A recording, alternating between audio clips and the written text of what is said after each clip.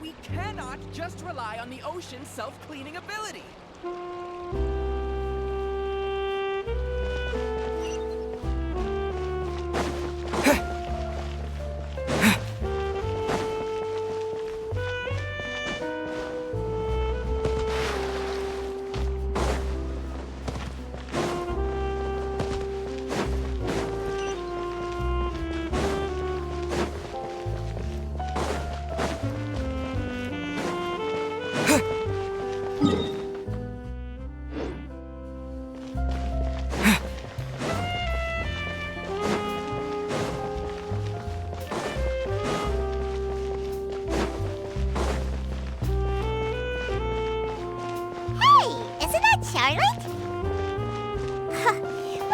Running into her. What's she doing this time? Oh, looks like street interview. I see. So you believe that this warning letter was sent by the Phatom Wessel? Absolutely. I've said it before and I'll say it again. The Phantom Wessel never acts as you expect. He must have faked his own death 10 years ago using a body double. Now that he's back, I'm sure the guards who worked on his case back in the day are in for a headache, but however this turns out in the end, the one thing it won't be is boring. Couldn't agree more. As a journalist, I'm gonna get a lot of mileage out of this one. Thank you, sir, for your time. Now, whom should I interview next? Huh? Hey! What a coincidence! Fancy meeting you here. Perfect timing. So, the Phantom Wessel's latest warning letter. What are your thoughts?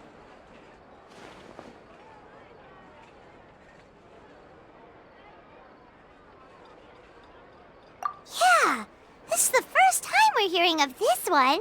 Could you clue us in? Huh? Oh, sorry. Yes, this case is from a decade ago. I guess you wouldn't know about it.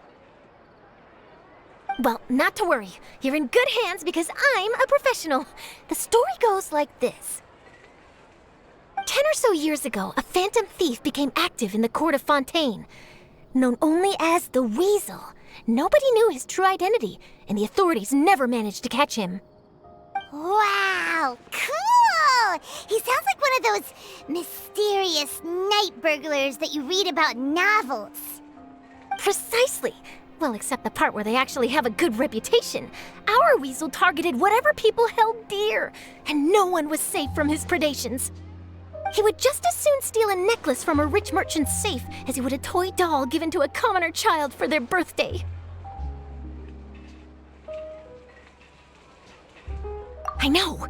The phantom thieves you read about in novels rob the rich to pay the poor, but this guy did not discriminate.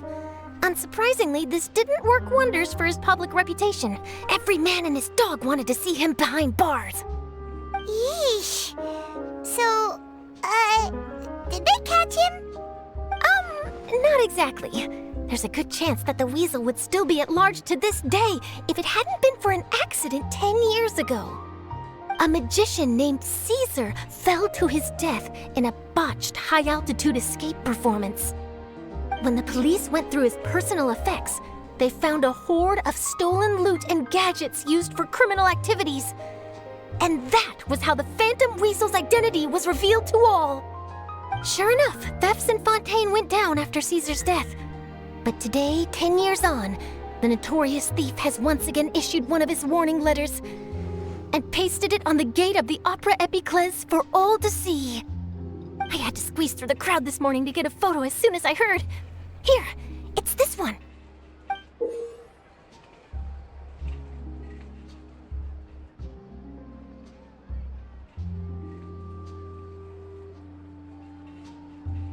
So, this is the warning letter, huh? Let's see what he wrote. 3 days from now, when evening falls, I shall take from you that which you hold most dear at the Opera House, just as you did to me 10 years ago. This is, without a doubt, a clear declaration of criminal intent. After years of laying low, the Phantom Wessel is back with a vengeance. What once seemed like an open and shut case has been blown wide open again. But why has he reemerged now? And what does he want? I sense an epic scoop, and I'm going for it. Uh-oh. If this thief will steal anything that other people value, does that mean even we might be targeted?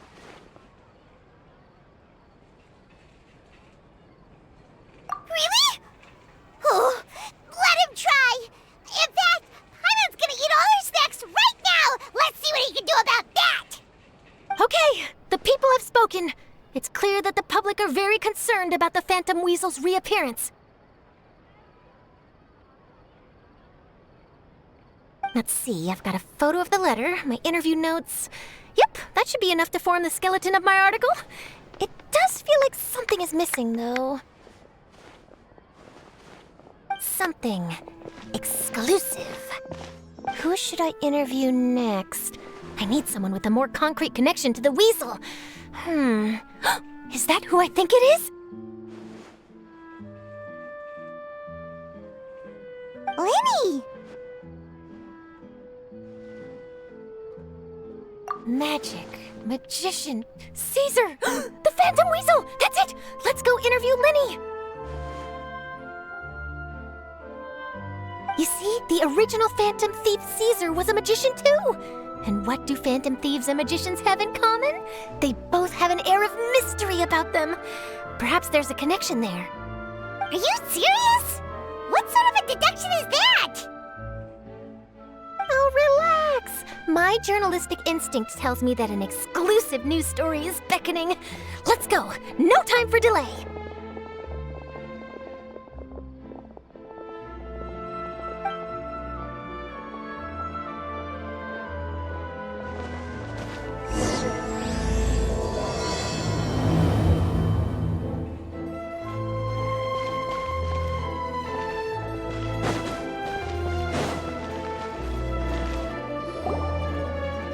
Wow, Mr. Magician! How did you know which card I picked?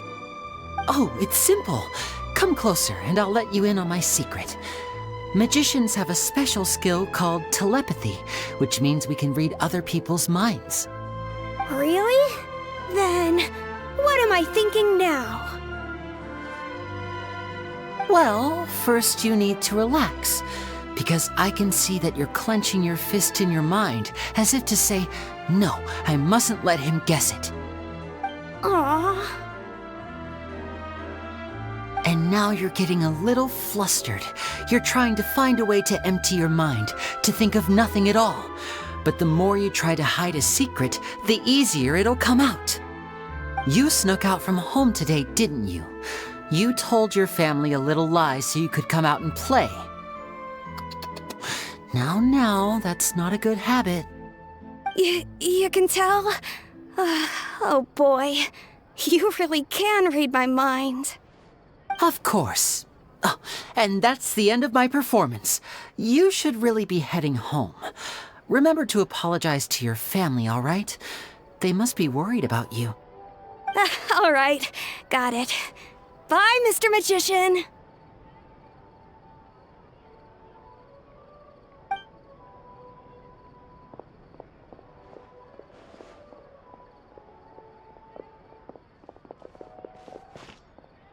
Hey, Lyney?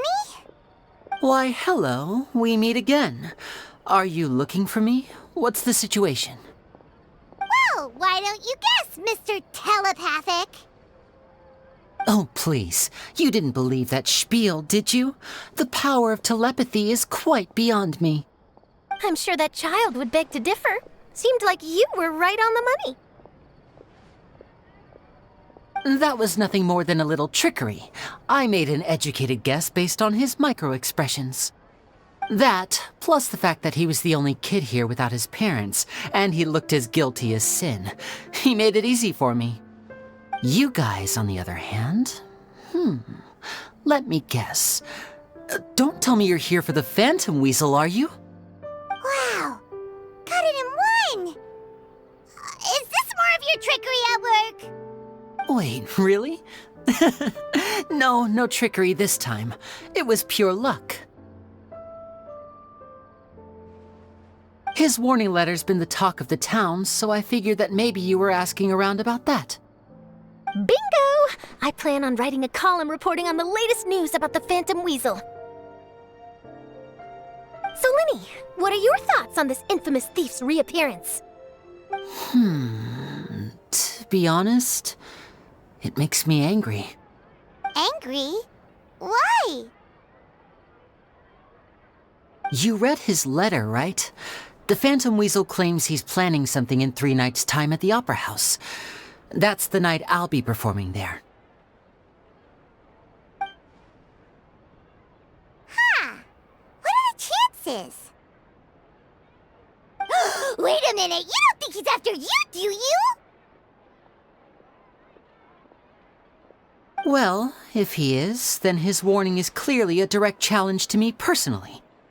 And if he's not, then it's still going to be a huge headache for me. The mere mention of the Weasel's name is enough to scare people off. So once the contents of that letter get out, barely anyone will be showing up to watch my show. But I've been preparing for this for a long time. I'm not about to let him ruin my big day. This leaves me with only one choice. I have to expose the Phatom Wessel's identity before the show begins. Really? So what you're saying is, we might get to see a live duel between a famous magician and an infamous thief? Wow, this has exclusive written all over it. To be honest, I'm not sure if I'll emerge the victor. The Phatom Wessel is a notorious crook, infamous for his inscrutable methods. You're being far too modest, Lyney. I think your magic tricks are even more inscrutable than those of a thief. Thanks for the compliment, though I have to say I don't care much for the comparison. A lot of people liken magicians to thieves because we both have the ability to make things disappear without the person noticing. But there's an important difference that these people overlook. Allow me to demonstrate with a quick magic trick. Here, I have a flower, just an ordinary flower that was picked not long ago. Watch it carefully now. 3, 2, 1. It's gone! That's the question. Where did it go? Therein lies the difference between us. Thieves make precious things disappear, but only magicians make them reappear. If I could now invite you all to check your clothes, there might be a surprise in there somewhere.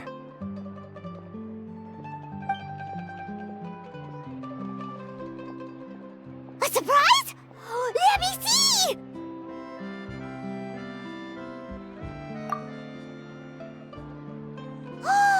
It's right there! But how? You haven't moved this whole time! What an outstanding trick! Sorry, Lyney, it seems that my previous praise was woefully inadequate. Clearly, magic is the superior art form to theft. Don't worry, I didn't take offense. I just wanted to take the opportunity to perhaps change some of the preconceived notions you might have about magicians. Since Caesar's death, a lot of people associate magicians with criminality. It can be quite frustrating. I can imagine. Coming back to your trick just now, might I presume that you are well versed in floral symbolism? For example, magicians often use rainbow roses in their flower-related performances to represent passion and romantic encounters. But you used a Lumidu spell, which, if I'm not mistaken, allude to separations. I'm curious to know if there was any deeper meaning behind this choice? Impressive knowledge. It's no wonder you're such a successful journalist. But I'm afraid I don't know the first thing about floral symbolism. I'm just in the habit of using Lumidu spells in my magic. It sounds like something I should look into, though. I'll buy myself a copy of Fontaine's Floral Language Facts when I have some time. But it'll have to wait until this Phatom Wessel business is behind us. Well noted. In that case, this brings us to the end of our interview. I, for one, am looking forward to the final showdown between you and the thief. Please feel free to get in touch to update me on any further developments. Otherwise, I will of course see you at your show in 3 days' time, but let's hope the Phatom Wessel is caught by then. If there's nothing else, I'll be off. You've given me lots to work with here, and I've got no time to lose if I want to write that exclusive piece. I'll see you all later.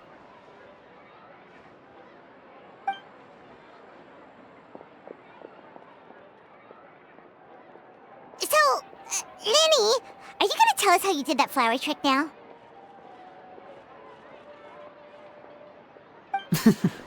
I'm afraid that's my little secret. Aww. Well, magicians are entitled to their secrets. But Paimon's really itching to know how it's done. You feel it too, right? So itchy!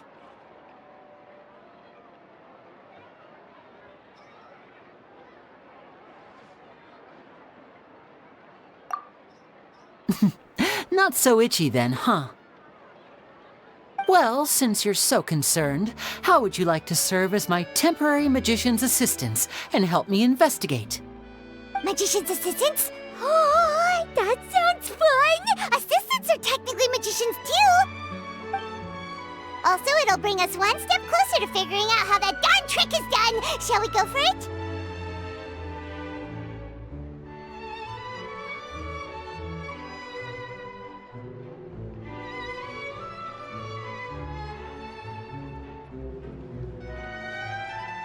The first thing we need to look into is who Cesar really was.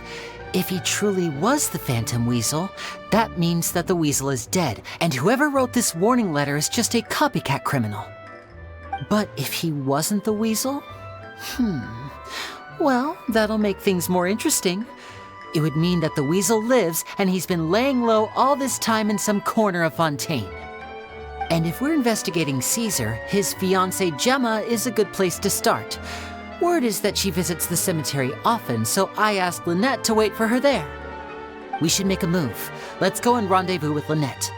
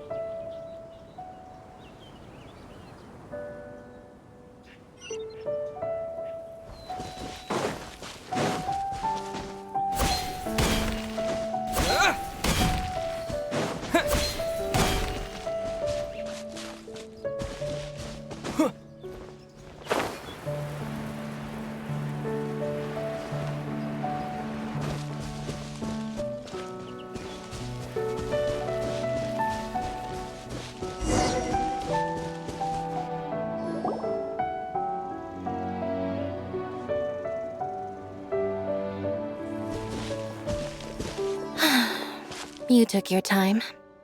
Sorry, I bumped into the Traveler and Charlotte en route, and we ended up chatting for a while. It's been a while, Lynette. We're working as Lyney's temporary assistants in the investigation of the Phatom Wessel. Thank you. It's good to have you helping. So, what's the situation? Have you seen Jemma? Nope. I've been here a while, and she still hasn't shown up. How bizarre. Maybe it was bad intel. Well, we won't get anywhere by standing around waiting. Traveler, Paimon, let's go ask around.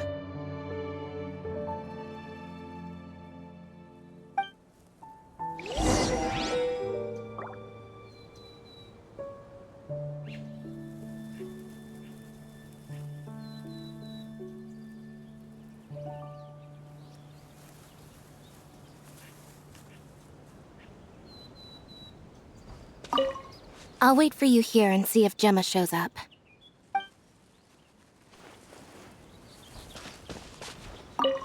A lot of people here today, huh? When did this cemetery get so popular? Same thoughts here. What's going on?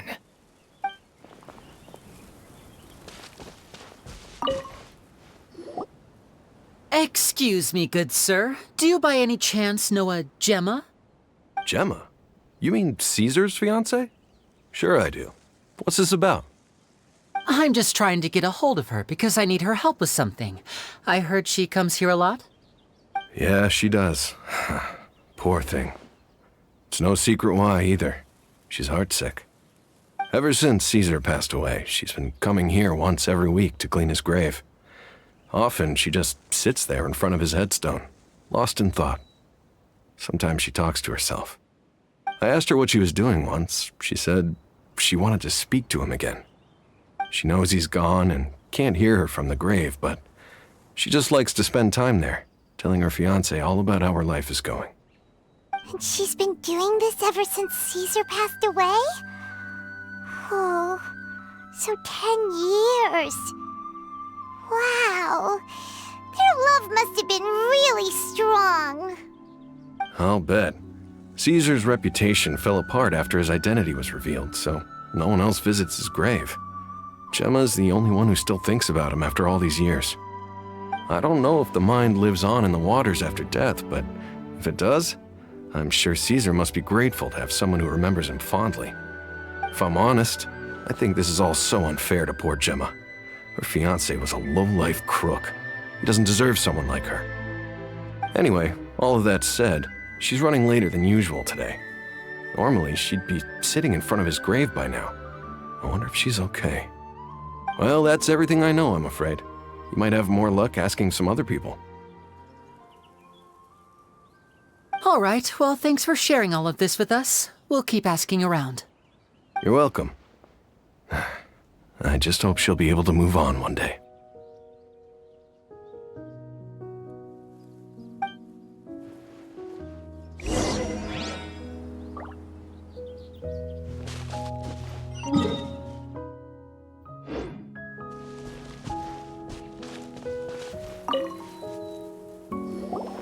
Did you hear the news? They're saying the Phantom Wessel's back.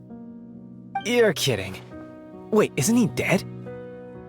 I don't know anymore. All sorts of news flying around nowadays. I can never tell what's true and what isn't. But what if, just hypothetically, I mean, what if this Wessel's the real deal and Cesar was framed? Called it. Seriously, 10 years ago, on the day it all went down, I said to myself, you know what? This guy's been set up. The Cesar I knew was a good guy. He gave balloons to children on the street, for Pete's sake. What, are we supposed to believe that he was a balloon thief or something? Give me a break. Oh, please. Weren't you the one cursing his name to high heaven when the police announced the news? You were all, that gosh darn lousy son of a, you think you know a guy, or words to that effect. Wait, did I say that? I don't seem to recall. Hello there. Sorry for disturbing you, but I couldn't help but notice you were discussing the Phantom Wessel. We're actually quite interested in this topic as well, but we're struggling to get to the bottom of it. Do you think you could spare a moment to tell us a little bit about Cesar? You've come to the right people. Yep, I was there. Back when Cesar used to perform magic tricks on the street. He was a great magician. The best trick I ever saw him do was pop a transparent balloon, only for a whole bunch of doves to fly out from the inside. I was right up close and didn't blink or look away once. But for the life of me, I still don't have the faintest clue how he pulled it off. Really incredible stuff.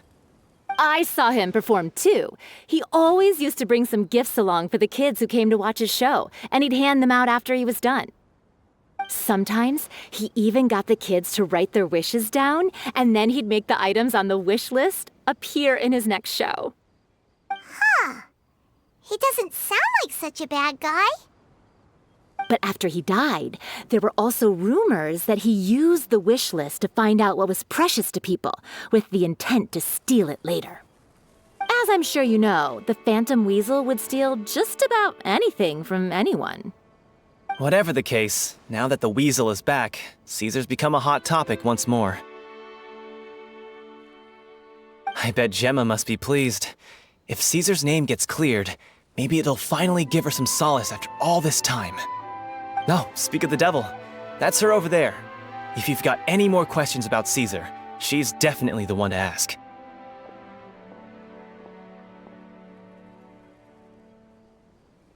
So that's Jemma. Is it just Paimon, or does it look like something's wrong? Wait, it looks like she's injured. Come on, let's see if she's okay.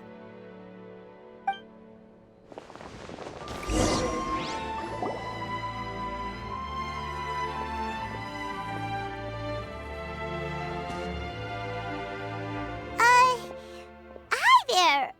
You're Jemma, right?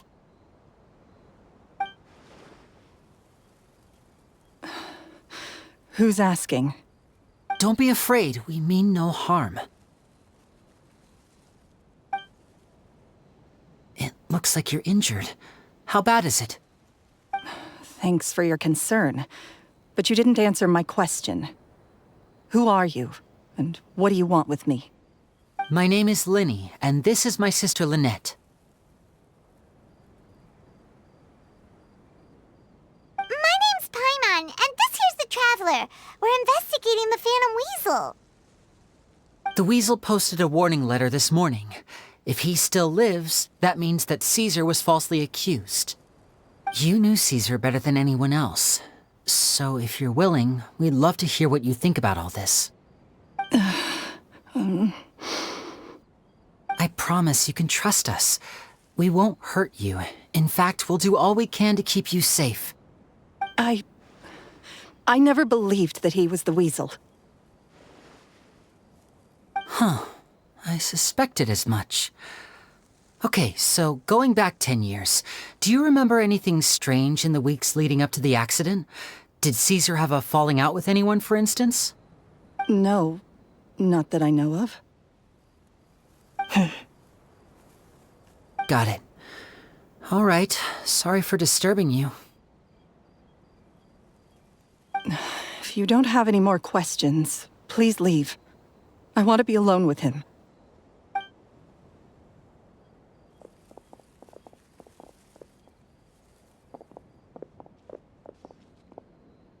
Judging by the look on her face, there's definitely something fishy about her.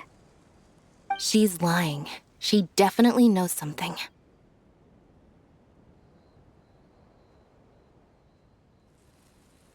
That's fair. We're just a bunch of strangers who showed up and started questioning her about things that happened a whole decade ago. It makes sense that she'd be wary around us. In any case, I doubt we'll get any further here, so let's call it a day. Meet me outside Hotel de Boer tomorrow, and then we'll start the next step of our plan.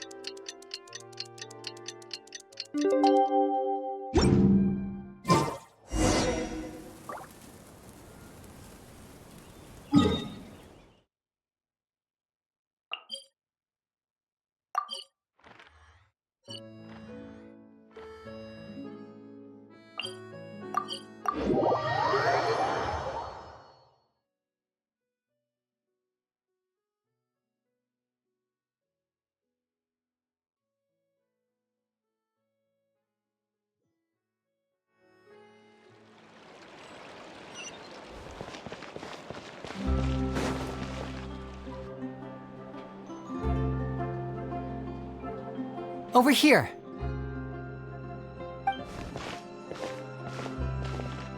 Lynette's not joining us today? I've had her follow Jemma and see if we can make any inroads with her. They should be at a cafe right now. Still, I don't think that Jemma's likely to open up to us. So, we need a contingency plan.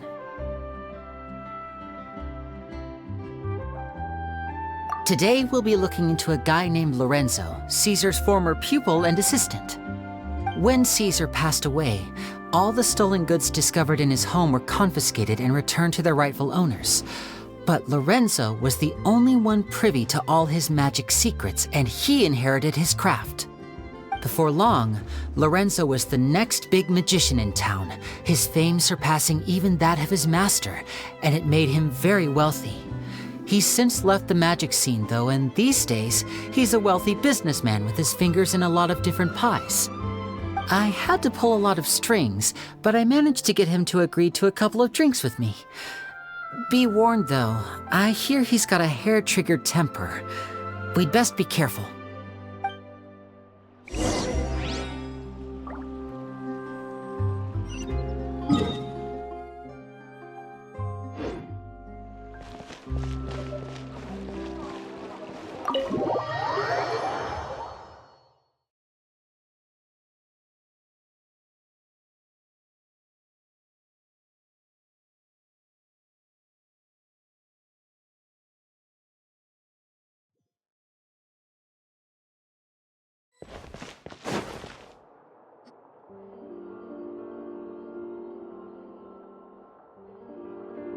You neglected to mention that you were bringing 2 other people with you. My apologies. These 2 are my assistants. When they heard that I was meeting with the former magic maestro himself, they begged and pleaded with me to bring them along. And if it's no trouble, a couple of autographs would really make their day. Oh, forget the pleasantries, just sit.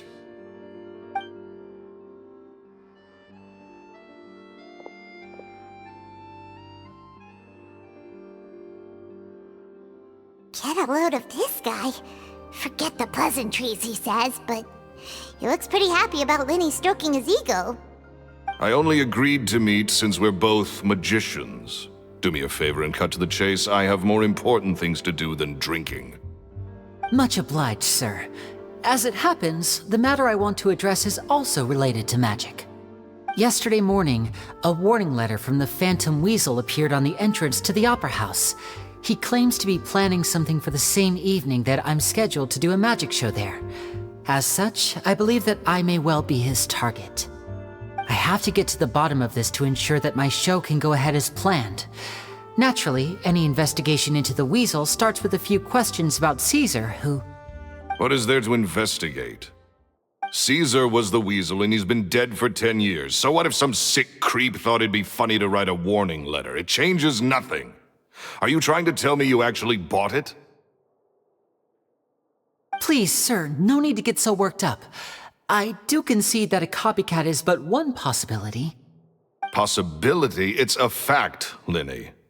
Look, my patience is limited, so listen carefully while I'm still willing to put up with you. The Weasel is dead. Period. Everyone knows that, so do yourself a favor and quit this investigation. It'll lead you nowhere.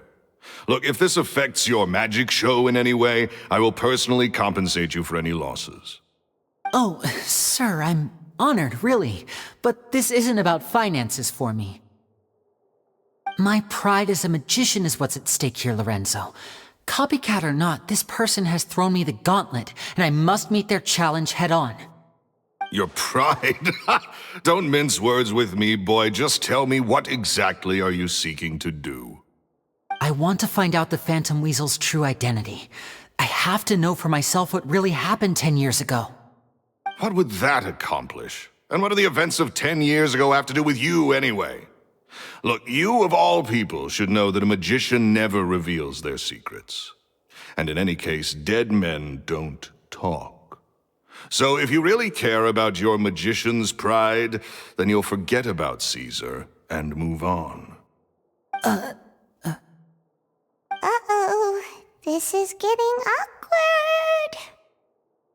Lorenzo? Is that? Oh, it is you! I know that big, booming voice anywhere. What's up, my man? Want to grab a drink with me? Another day, I'm busy. Oh, come on! You can't be all business all the time. You know what they say? Live fast, die young. You gotta learn how to kick back and relax once in a while. If I wanted your life advice, I'd ask for it. Now get out of my face and go be drunk somewhere else. Sorry, my good sir. I don't believe I've had the pleasure. Oh, hey! Edmondo. He and I are business pals. We worked together a bunch of times. This is your first time meeting him? Oh, he's always like this. Foul-mouthed and hard-nosed. Never heard a kind word out of this guy the whole time I've known him.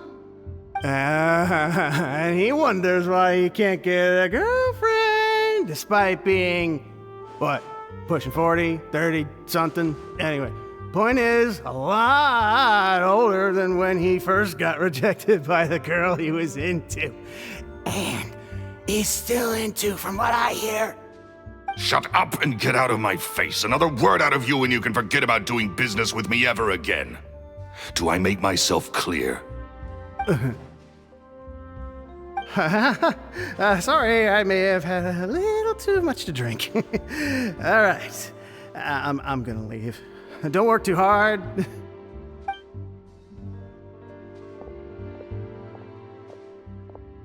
I think it's high time I made a move as well. If you really want to investigate this, Lyney, be my guest. But if nothing good comes of it, don't say I didn't warn you.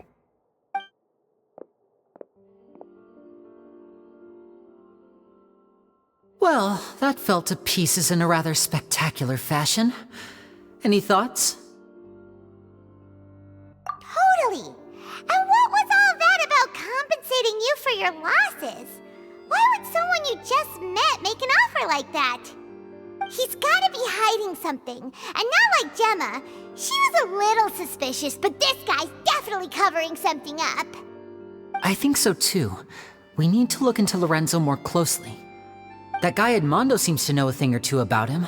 He only just left. Let's see if we can catch up with him.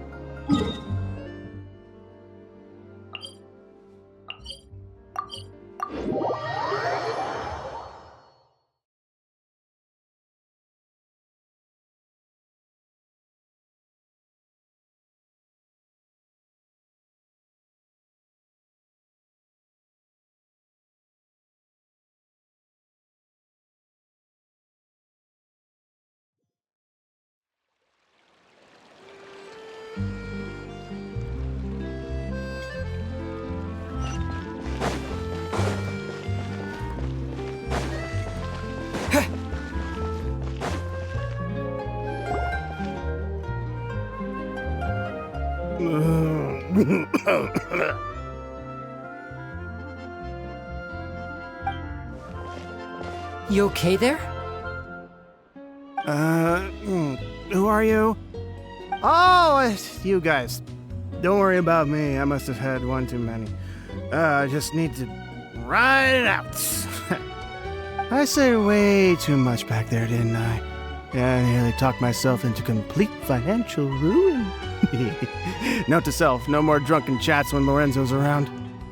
So, he was serious about threatening to cut you off? Ugh, Paimon knew he was a bad egg. Hey, just keep your voice down. Don't go prying into Lorenzo's personal affairs. Bad things happen to people who ask too many questions, or make an enemy out of him. What kind of bad things? Don't even ask. I'm sorry, I'm gonna have to cut this conversation short. I'm not crossing that line again. And take it from me, trouble with Lorenzo is one thing you don't need in your life. You saw him flare up back there. I don't know what you said to him, but clearly it touched a nerve. That's not a good sign. You're too young for this. Don't get in over your head. I'm leaving.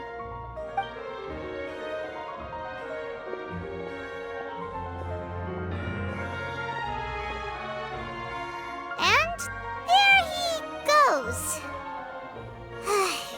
What do we do now, Lyney? Shh. I think we're being watched. Someone was listening in to our whole conversation. Don't say anything and don't look back. Any altercation in the city will attract the guards. We'd better take this elsewhere.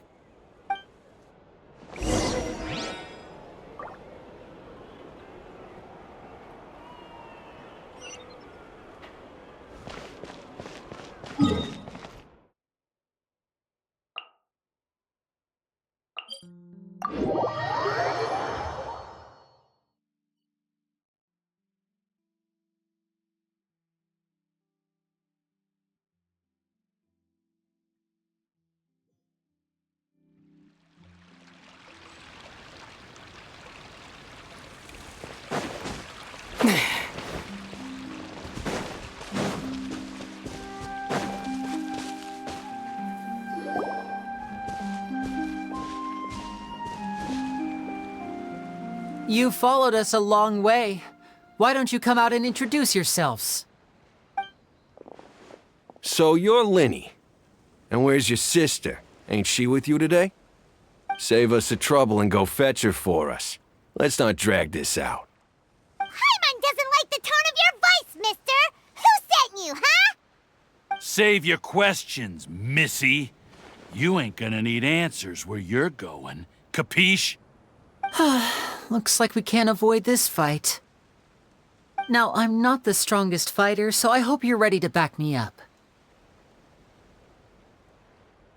Don't worry, we got this!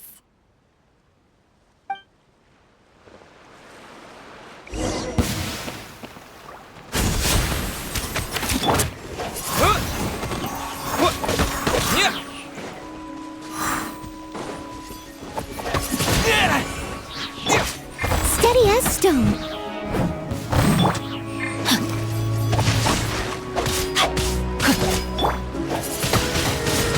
Windblade!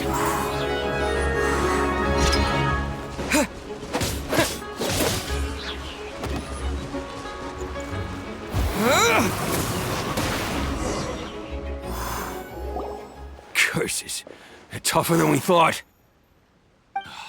Vision wielders are always trouble. Intimidation ain't gonna work like it did on the lady. Come on, let's scram! Hey, wise guys! We ain't through with you yet! Oh, they got away! Did you catch what they said just before they left? Something about intimidating someone else. Sounds like they just wanted to rough us up as a scare tactic, and they've already done it to someone else, but who? You're right. She was injured when we saw her yesterday, and she acted like she had something to hide. Maybe she was too scared to tell us the truth because those guys had threatened her. Well, if that's the case, she should be more willing to open up to us once she learns that those thugs won't be bothering her anymore. Let's head back to the cafe and see if we can get any information from her.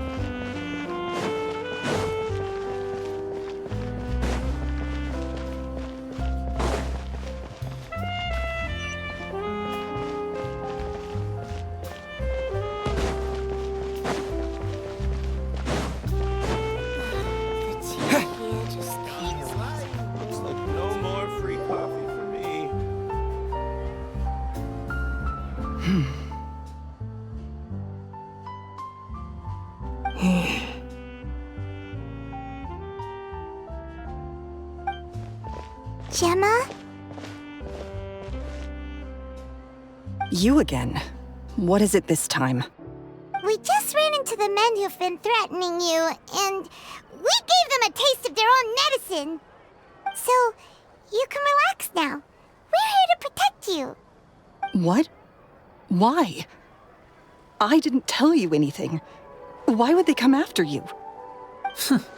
Sounds like they're no strangers to you. That's putting it mildly. I know them all too well, and I hate them with every fiber of my being. It's been 10 long years, and still every time I try to look into Caesar's death, they show up and warn me not to do anything stupid. How do I know I can trust you? Do you really think you can get to the bottom of it all? And why are you doing this? I'm afraid I can't reveal all the details just yet, but I can promise you this. I will expose the Phatom Weasel's true identity. Because you see, this is a personal matter of the utmost importance. I give you my word. Trust me. Okay. How can I help you? I've heard that Caesar used to have a magic workshop where he kept a lot of his personal effects. If possible, I'd like to take a look at them. Do you know where it is? The Fleuve Sonde. But the place was sealed up by the police after his death, and no one's been there since. I also know that the Fleuve Sonde is dangerous territory. Lots of hostile groups lurking around. If you're serious about going there, please be careful. Understood. Lynette, you stay here and take care of Jemma. Don't let her come to harm. Got it. But if I'm staying here, I'm ordering dessert. I mean, bon appetit. But stay sharp, too. They're likely to come for you while I'm away. Okay. All right. Power saving mode off. I'll start taking this more seriously now.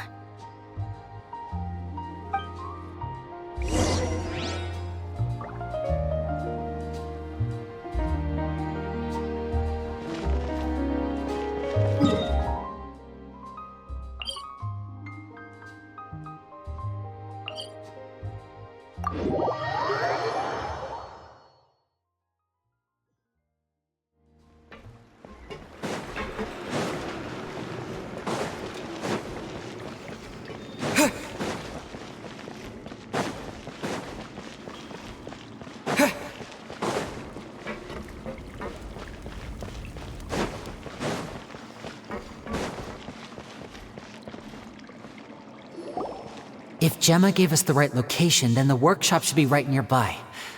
Huh. Looks like these boxes are blocking the entrance. Let's shift them away first. There we go. It should be just down here.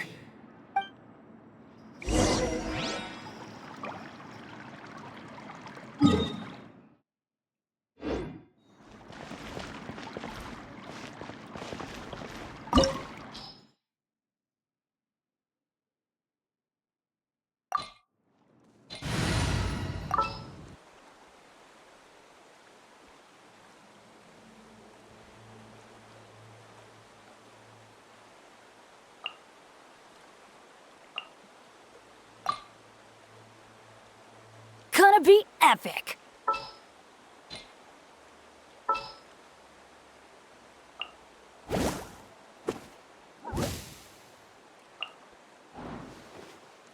Let's finish this, swiftly.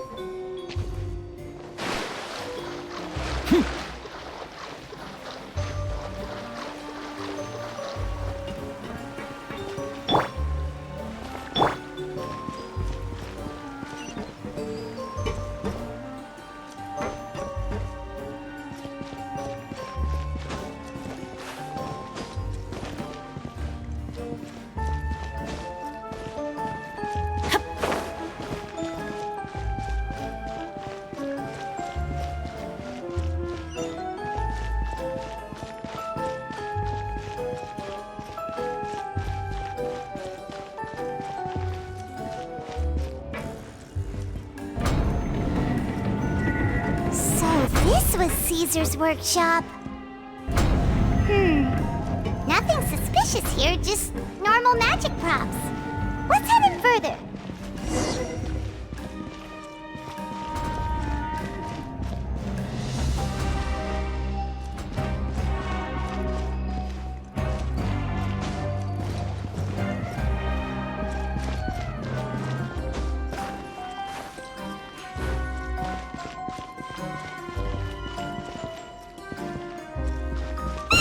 What was that?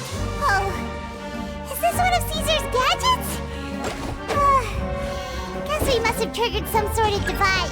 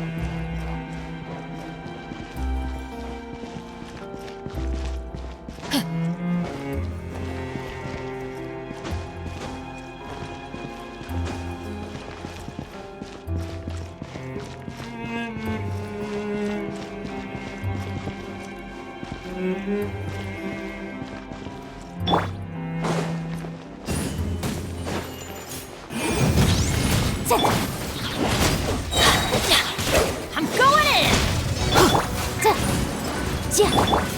I must leave no stone unturned, as a dutiful maid would.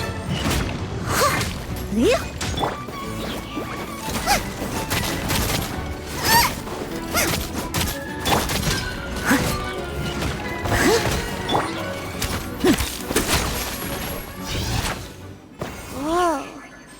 Look, the doll in the box is glowing.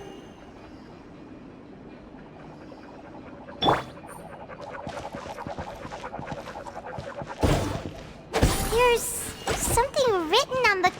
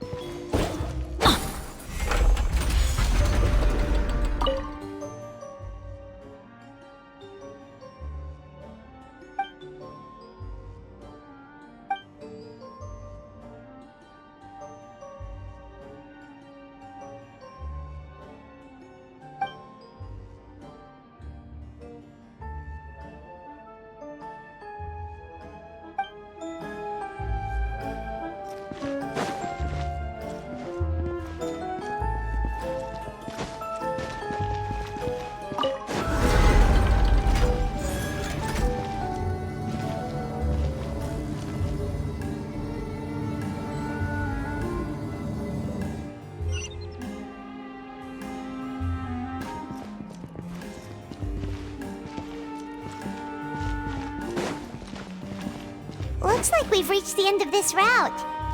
Shall we try a different one?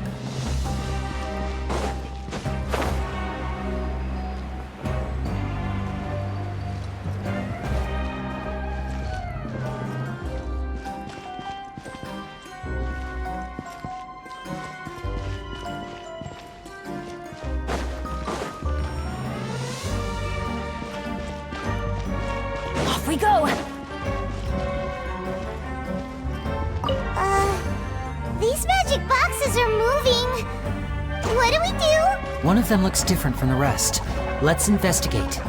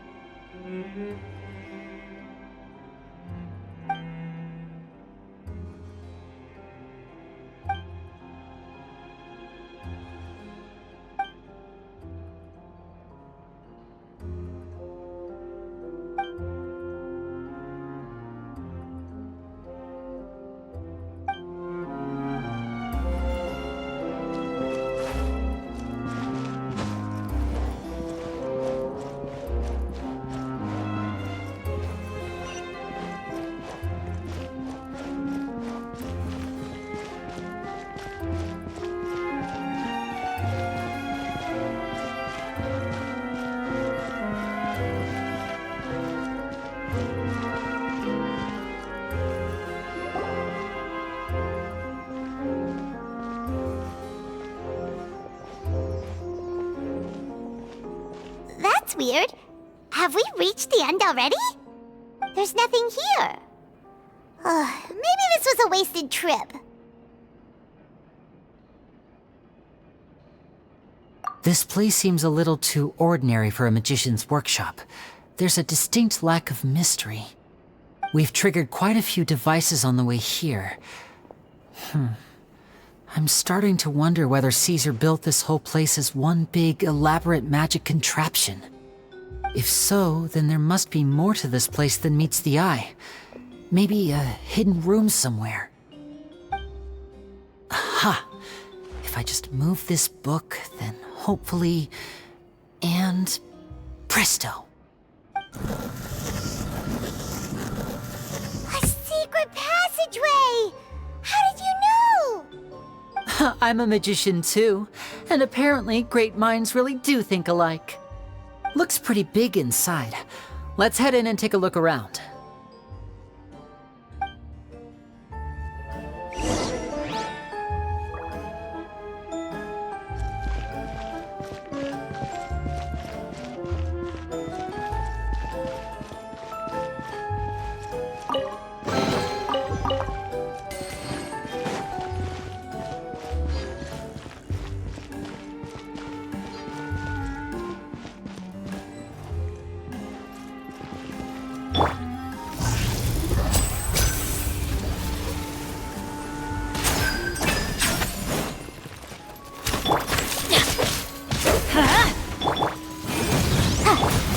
Steady as stone. Time to clean up.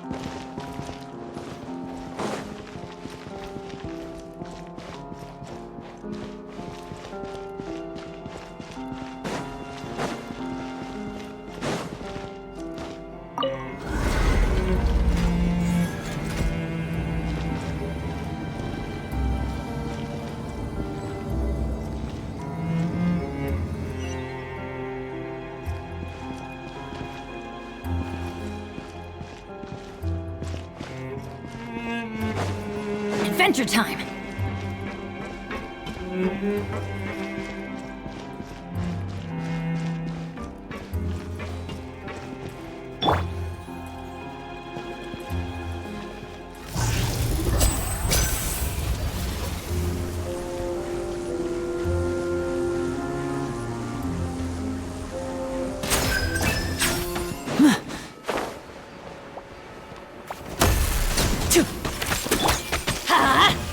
Everybody stand back!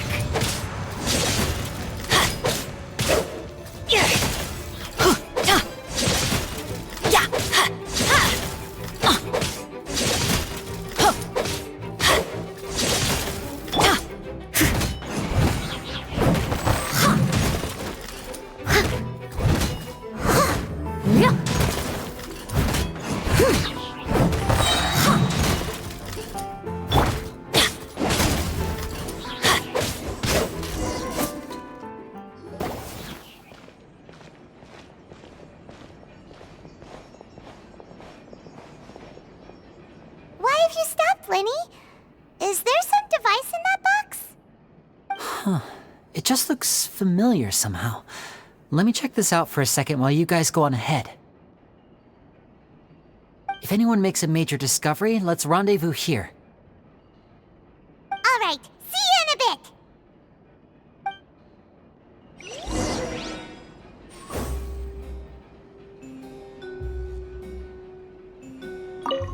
The placement of this device inside. If I remember correctly... Off we go! Adventure time! Off we go!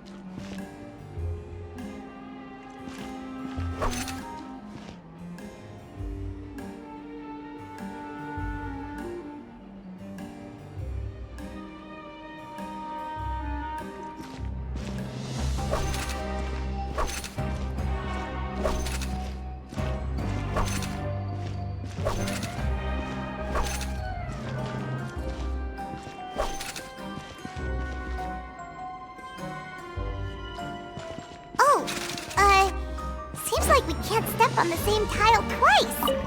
Guess we've got to finish it in one run, huh?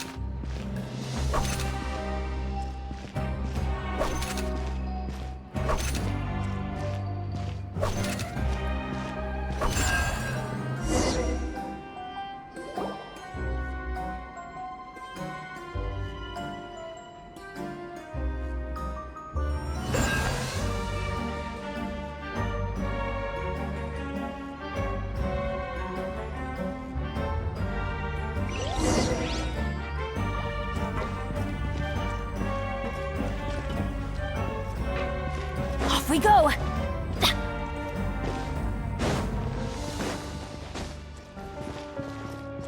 The placement of this device in...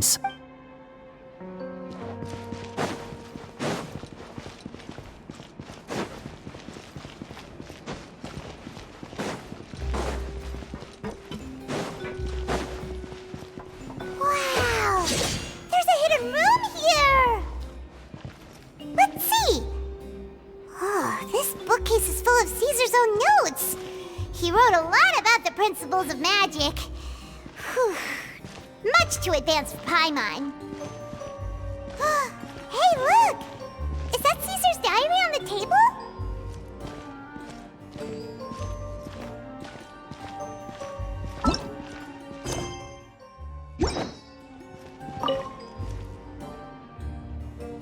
This book's thick as a brick! Let's take a peek inside it, shall we?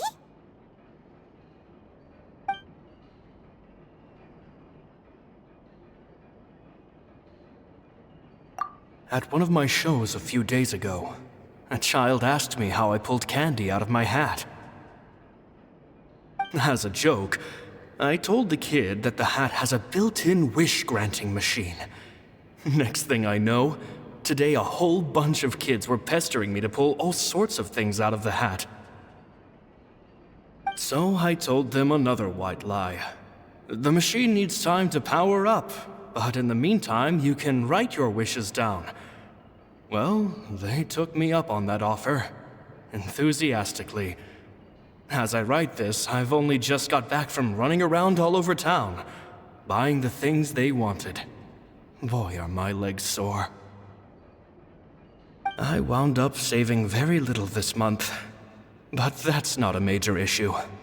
I now have a bigger problem. How am I going to hide all these things inside my hat?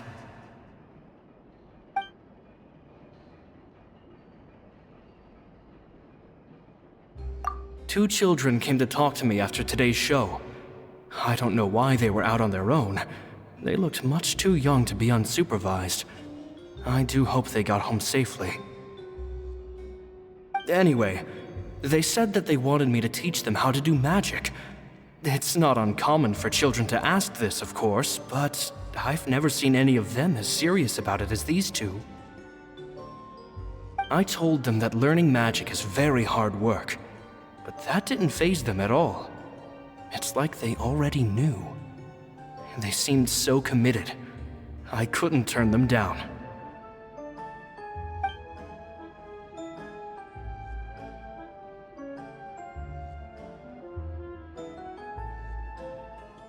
It seems like something's bothering Lorenzo lately, but he won't open up to me about it. Surely he's not upset that I agreed to teach those two children.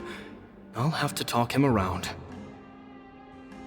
I have a good feeling about those kids. They're naturally talented, and it seems like they're not new to the world of magic.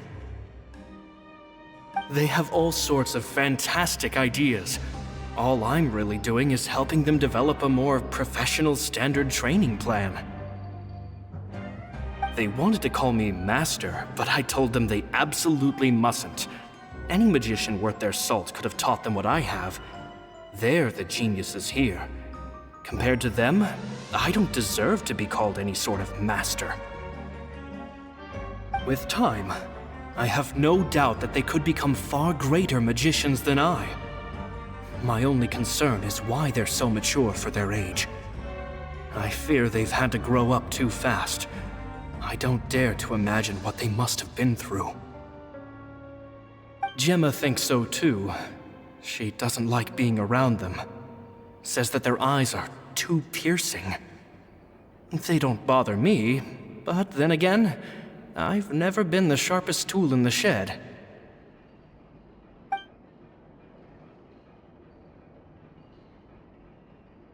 It's nearly time for me to go on tour. I asked the two kids if they'd like to come with me, but they shook their heads. I once overheard them talking about their father and their mission.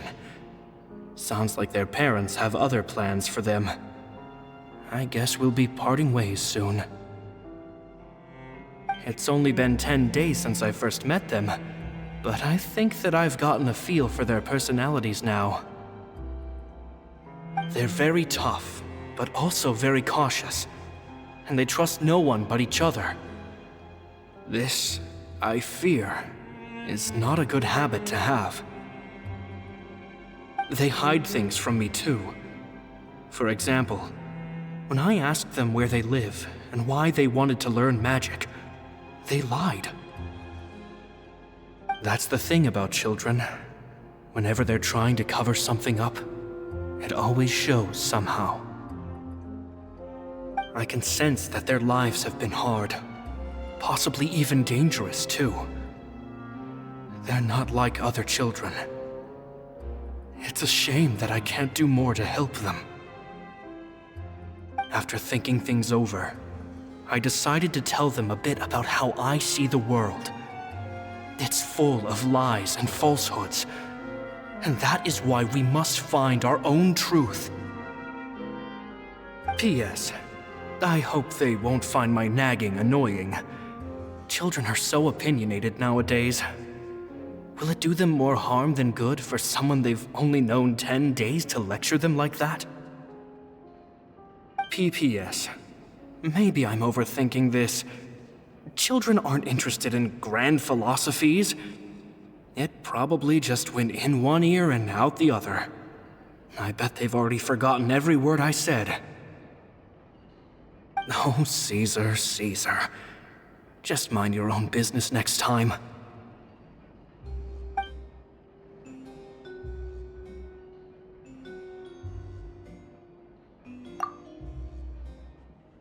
Two magic geniuses with a father and a mission, huh?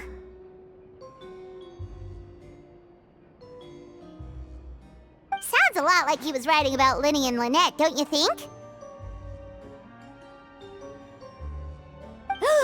So did they meet Caesar when they were kids? Let's go ask Lyney!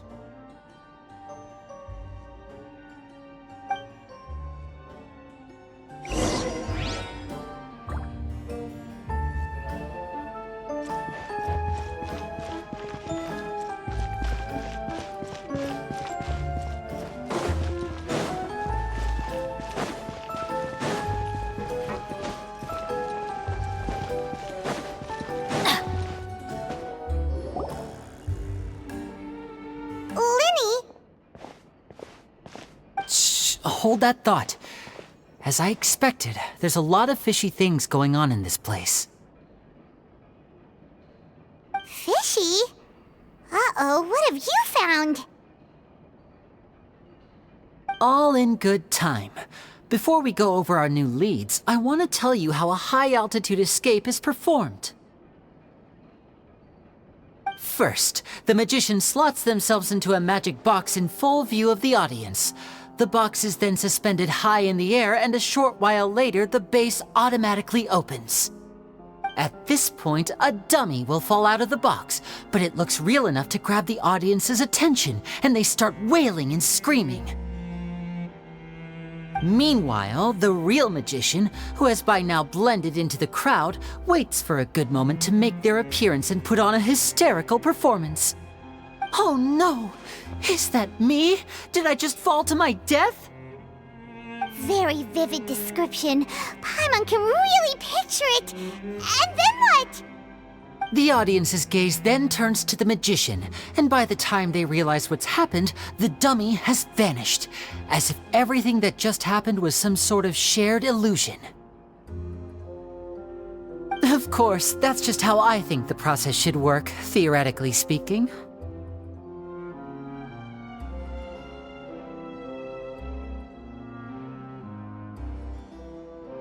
The inventor of this trick never performed it successfully. When the box opened, Cesar was the one who fell out, and not the dummy. He fell right to the ground from the highest point of the opera house. No one could hope to survive that fall, not without a vision at least. And no one else has ever attempted this trick since. My understanding of how it works is just based on what I could gather from his notes and the relevant gadgets here in his workshop. So Caesar's famous high-altitude escape has never been done, huh? Paimon was about to say how cool it would have been to see it in person, but if it's that dangerous, it's probably for the best that no one else tries to do it. Wait a second. So if a dummy's supposed to drop out of the box, then where does the real magician go? How does he get out? Glad you asked. That brings us to the secret of said box.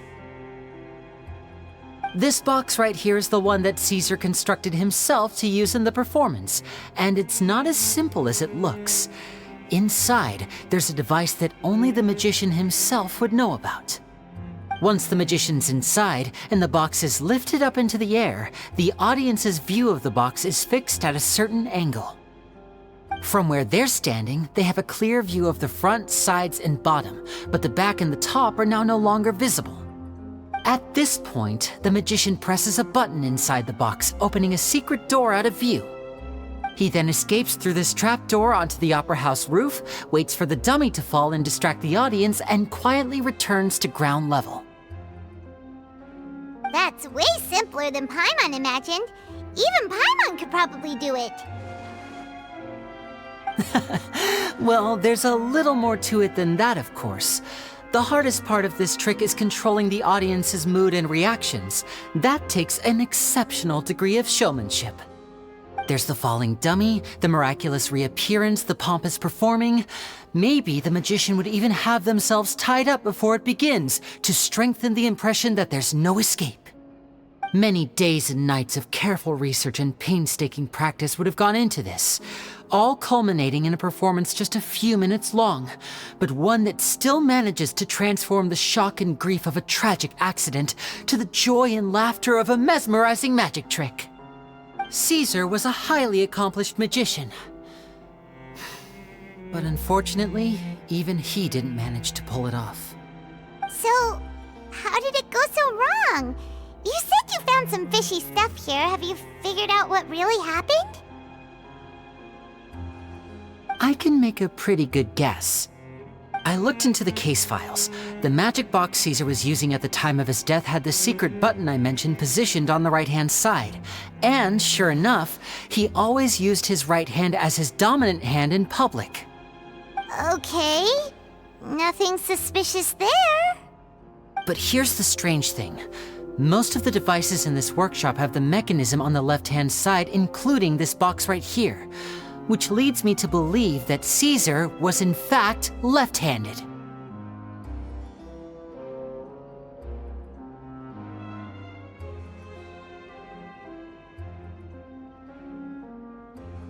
Because a magician can't afford to have their most basic habits stand out too much. People naturally focus their attention on the most important details of the task or situation at hand.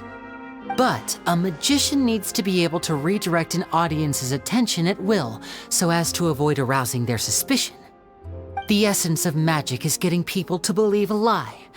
If even the truth raises eyebrows, the falsehoods become all the more difficult to mask. And so, Cesar trained himself to use his right hand to align with his audience's expectations. Great magic always requires sacrifices. But in his most stressful and nerve-wracking moments, and when no one was watching, reflex would kick in and he'd use his left hand. That's why he set his gadgets with the mechanism on his left.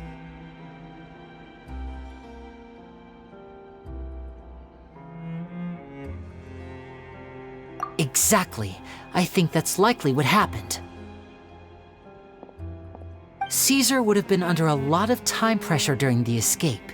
He'd have had mere seconds to open the hidden compartment, retrieve the dummy, then open the secret door and make a swift escape. But I'm sure he was confident. He would have rehearsed countless times to the point where it was second nature. He'd barely need to think about what he was doing because muscle memory would guide him through. So he opened the compartment, took out the dummy, checked everything was in order, and then went to leave. With his left hand, he reached for the button, and suddenly, his heart skipped a beat. It wasn't there. Much like when you reach for your keys but find your pocket empty, his mind needed a moment to process what was going on. Instinctively, his left hand would keep feeling around for the missing button, maybe for another second or two, until the bottom of the box gave way. With the stakes being as high as they were, just a 2-second delay cost him everything. The authorities would find nothing suspicious and conclude that his death was due to his own error. When in reality, someone switched the boxes, and they did it to murder him. But how would they be able to make the switch without being noticed? That would be difficult to pull off, no? It would have to have been someone who knew that he was left-handed and who could move his props around without arousing suspicion. Someone who was always by his side. Isn't that right, Lorenzo? You just couldn't let sleeping dogs lie, could you? There's not a lot of people who'd go to all this trouble for some magician who died 10 years ago. I didn't want to have to do this, you know. Silencing you the hard way just creates more problems for me to deal with. But I gave you your chance. I hoped you'd do what's good for you and back off like the lady, but you disappoint me. You mean Jemma? So you are the one who's been threatening her! Yes, although however stubborn she might be, she was never much of a liability. But you people, you never even knew him, but for some reason you just wouldn't drop it. Which is why you can't leave this place alive. Take them out, and make it quick. Do your worst!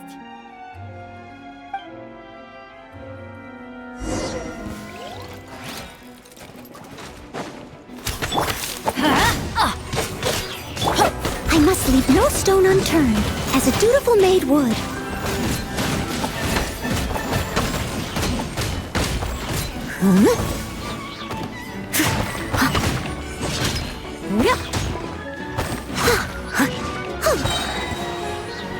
Time to clean up. Let's light it up! I'm going in!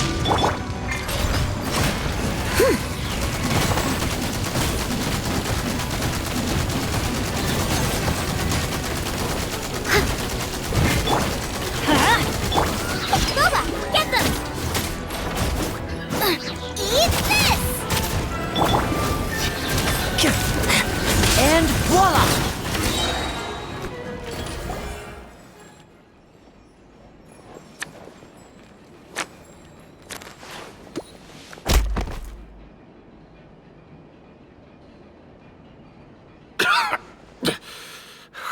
You kids are tougher than you look.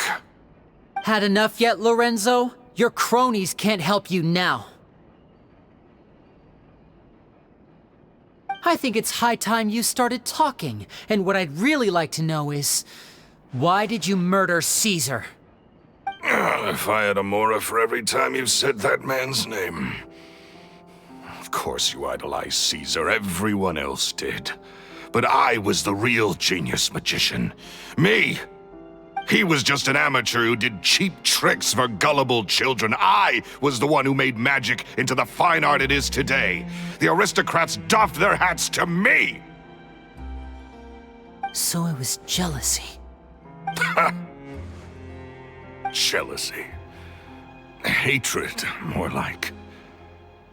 I hated Cesar. All he cared about was his magic. He lived and breathed it. He poured everything into his street performances and his stupid tours like it was just a hobby to him, never bothering to think about Mora. What sort of fool devotes their life to the art of deception and never has a Mora to show for it? But the people loved him, didn't they? Oh, how they looked up to him. No one gave me a second look. All I ever heard was, "Oh, your master's amazing, isn't he?" Amazing. Yeah, so amazing that he was completely broke. Every other apprentice was living it up at their master's expense, but no, not me. I put in all the work, mastered all the skills, and it brought me nothing more than the life I already had.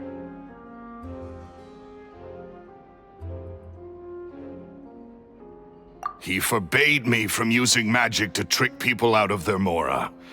There was nothing he hated more than that.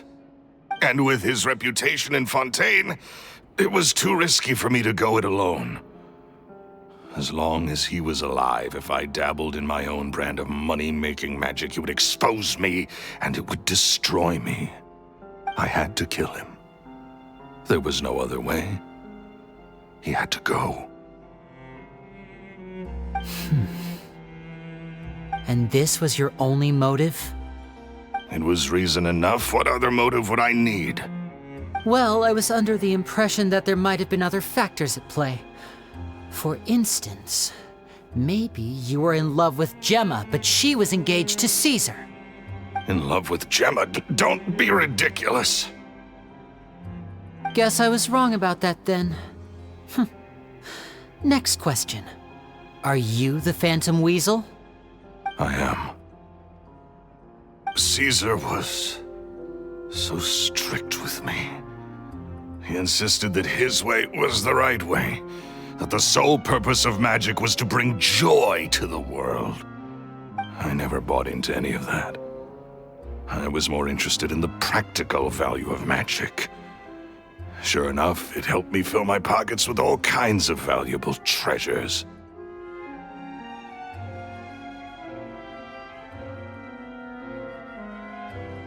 Oh, yeah! Charlotte told us that the weasel would steal whatever people valued, no matter how much it was worth. That's just how it looked from the outside. What would any thief want with second-rate loot? I've only ever targeted high-value items. I stole cheap things, as a way of practicing my craft. It was other people's overactive imaginations that conjured up the preposterous image they then dubbed the Phantom Wessel. So that's the story, huh? Well, I hope you're ready to tell it all over again during your trial. What choice do I have? You're a pack of wolves, and you've got me between your jaws. You've seen what's here, and my last-ditch effort to stop it getting out has failed. What else can I do? So be it. I've enjoyed power and wealth for the last 10 years, the likes of which Cesar could never give me. I wouldn't choose for things to end this way, but I regret nothing. Very well. In that case, I'll contact the guards. Traveler, Paimon, keep an eye on Lorenzo for me. I'll meet you just outside the workshop when I'm back.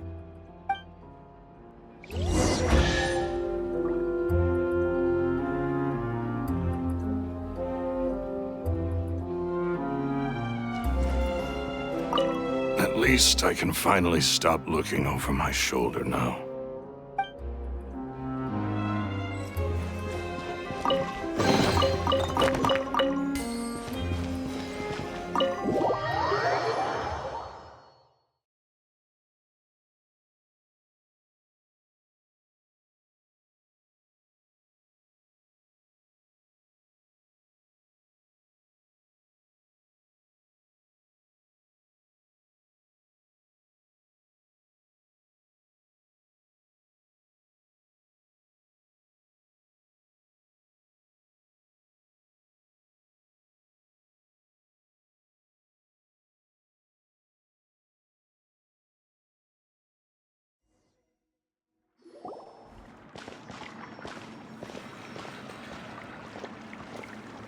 Lyney has told me the whole story. Lorenzo, do you confess to the murder of Cesar and to framing him for the Phantom Wessel's crimes? Look who's finally developed a conscience. What kind of disciple murders their own master? I hope it was worth it, because there'll be hell to pay.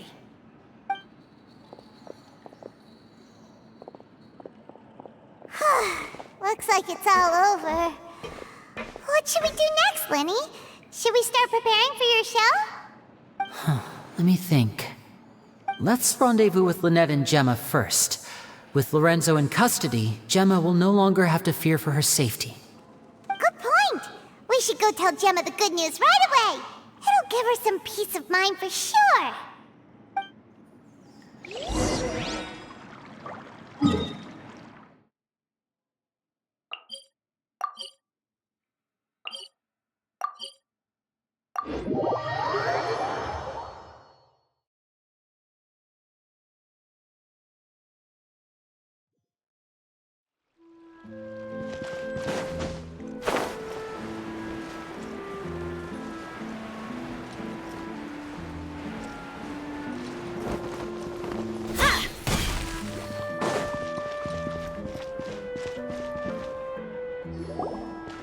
Ah, you're back. You were so quick. I've only just finished my third dessert. Your third? Lynette, come on, we've talked about this. Everything in moderation. You're not gonna have any room left for dinner now. It's fine. I'll shift to exercise mode and jog off the excess sugar. That's besides the point. Well, it's done now, but try to eat a more balanced diet in the future. Point taken.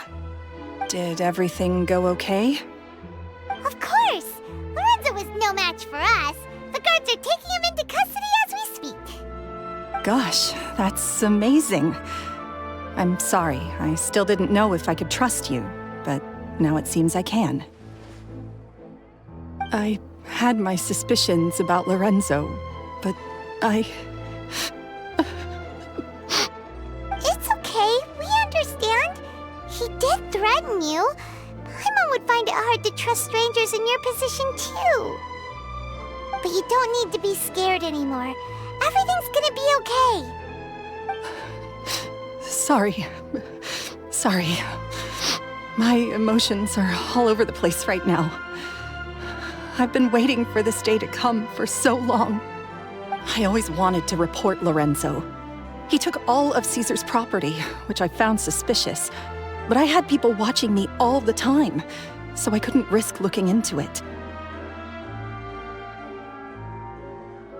I was so afraid. I was scared he'd do something terrible to me, and then no one would be left to visit Caesar's grave. So I never had the courage to speak out. Thank you all. Truly. Thank you so much.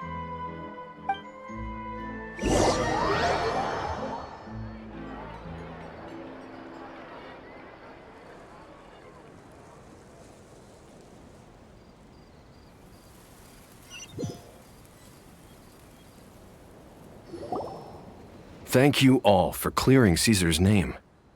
I never would have guessed that Lorenzo was the real Phatom Wessel. He never showed any signs that there were problems between him and Caesar in public. From the outside, it looked like they got along great. And to think that lowlife's been living life to the fullest all this time, while Caesar's name was getting dragged through the mud. It's a travesty. At least his soul can finally rest in peace now, thanks to your efforts.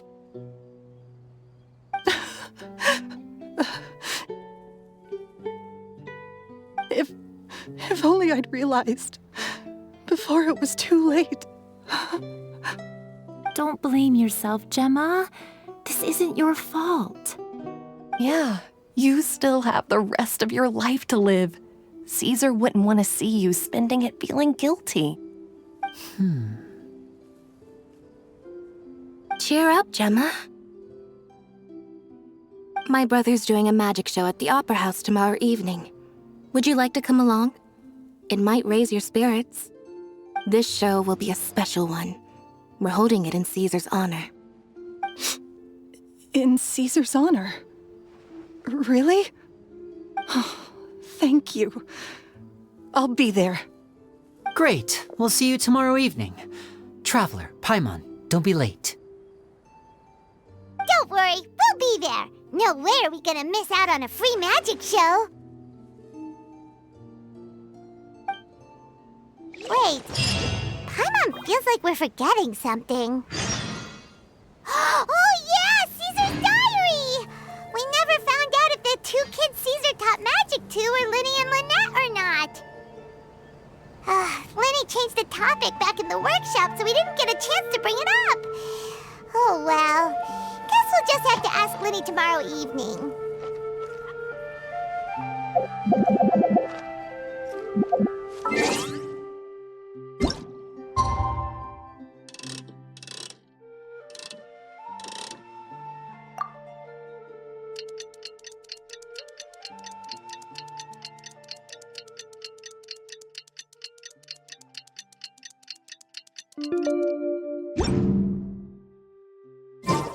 Let's go find some treasure.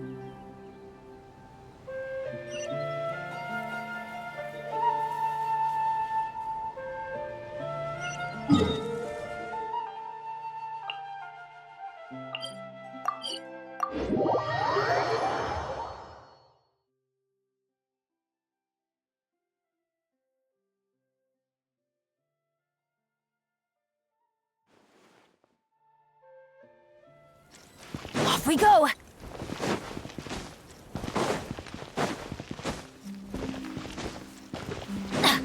Off we go!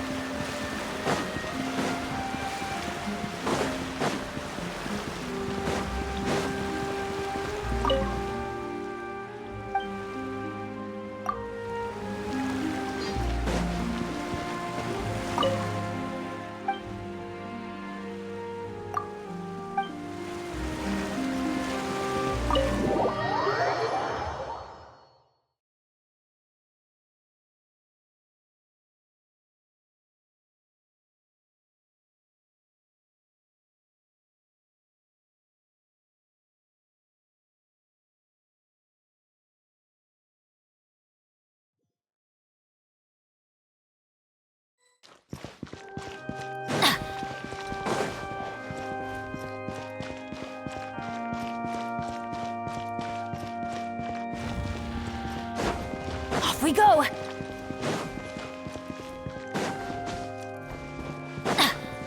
Adventure time!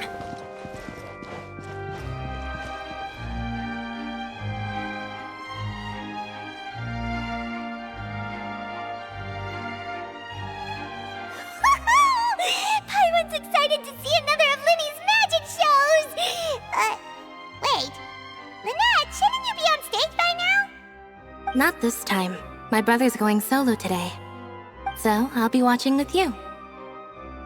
Good evening, ladies and gentlemen. I hope everybody's ready because the show is about to begin. The great magician Lyney has prepared a spectacular show for us all tonight, concluding with an all-new grand finale that no audience has ever seen before. Wow! A new trick!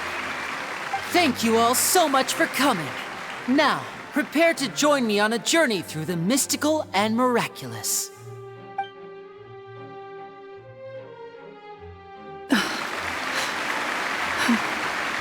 Exciting stuff, isn't it? Yes, it's just... It reminds me of him. No wonder. Cesar was a famous magician too. So, how did you two first meet, Jemma? Well, I was out on the street once, and I saw him performing for little children. Children love magic, because they're willing to believe in things that can't be rationally explained. Cesar had this amazing way of bringing them into a dreamlike world. And somehow, I felt drawn to him too. So I went up and asked him to do a trick for me. Aw, that sounds so romantic. What trick did he do? It was with a flower. He took it in his hand, snapped his fingers, and it magically appeared on my head. I was so happy that day. No one had ever given me a flower before that. Oh, that's so cute! Actually, now that you mention it, Lyney's done that one before. Is that right? Then I suppose he's a romantic at heart, just like Cesar. So let's treasure the time we have with him. After all, you never know when the people dearest to you might be gone. That's right. It's all over now. Paimon doesn't really know how to comfort you, but at the very least, no one's gonna be intimidating you from now on. You can breathe easy at last, right? Right. Yes, you can breathe easy now, Phantom Wessel. See? Even Lynette says... Wait, what? The Phantom Wessel?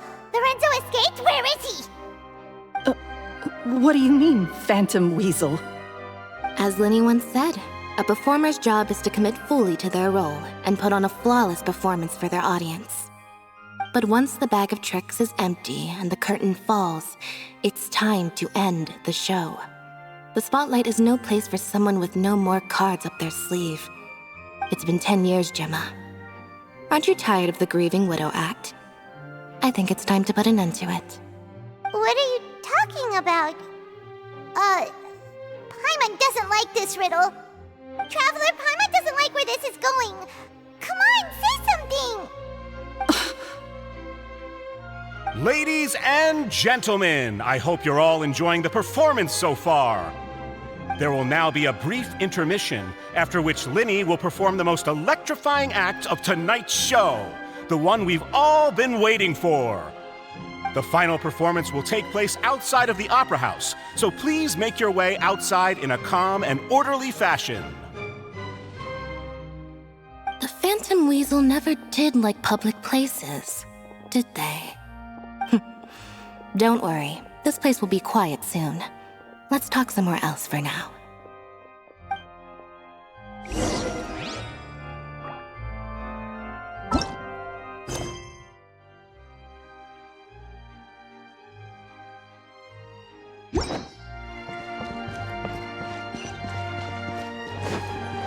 Off we go! Adventure time! Off we go!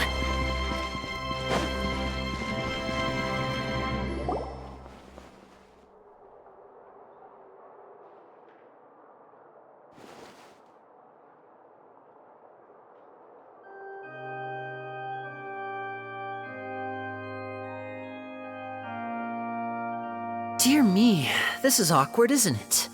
And unfortunately, I'm all out of gadgets, so I'm afraid I can't do any tricks to liven up the mood. This is a big mistake for a magician to make, but thankfully, I do have a backup plan. Now, who wants to hear a story? Lyney, don't we have more important things to address right now? Lynette accused Jemma of being the real Phantom Wessel a moment ago. Oh, what the heck's going on? All in good time. Magicians are good at guessing what people are thinking. I know the questions you want to ask. And as it happens, the story I'm about to tell might answer a few of them. Really? Well then, let's hear it! Paimon's dying of curiosity here! Let's go back to the very beginning. A decade ago, when the Phantom Wessel was terrorizing the court of Fontaine. She never missed a target, never left a trace, and no treasure was safe from her thieving hands. But as her infamy grew, so did the readiness of the police, and her opportunities to act became ever fewer. Every day, she ran the risk of being exposed for who she was. Of course, she could not simply take this lying down, and before long, she found her ticket to freedom. She would create a scapegoat, a false weasel to close the chapter on her behalf.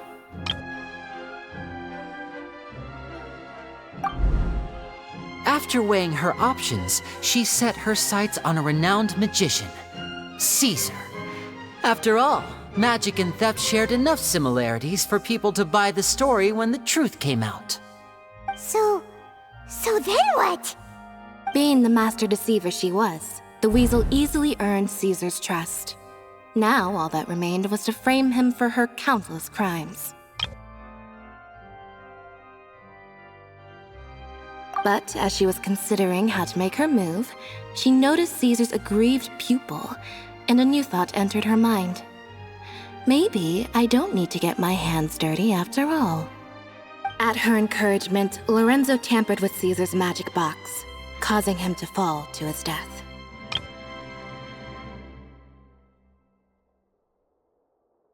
Afterwards, Lorenzo seized his master's property, and the weasel set about tarnishing Caesar's reputation. Two co-conspirators committed the perfect crime.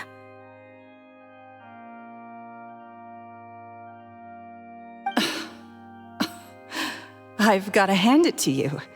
You're both exceptional storytellers. It's enough to make even me wonder whether there was really another mastermind behind all this, pulling the strings. But I just have one question. You seem to think that I am the villain in this tale. What's brought this on, Lyney? Is it something that Lorenzo said? Don't worry, Lorenzo said nothing at all. But I never believed that he was the weasel, and in fact, my investigation only made me more certain of that. He was too forthcoming with his confession, as if there was something else he was trying to hide. How disappointing. So you'd sooner trust Lorenzo than me, even without a shred of evidence? A magician is an expert at playing the audience to get the result they want. And I have no doubt that you, Jemma, are equally talented in this regard. With a little help from Lorenzo, you put on a very convincing performance. The lovesick fiancé, whose devotion to her betrothed is unshakable, even under threats of violence. Caesar was maligned and hated by all for 10 years, but you? Everyone sympathized with your plight. Who would suspect for 1 second that the lovely young lady always seen weeping in front of Caesar's grave was actually the mastermind behind his demise? No, not that poor lady. Perish the thought. Wait, so you mean the whole intimidation thing was just a hoax? Jemma and Lorenzo were both in on it? But why would Lorenzo agree to that? And why didn't Yes, why indeed? Maybe Jemma herself could enlighten us on that question. Well, Lyney, if you're so confident in your version of events, then I think the answer should be obvious.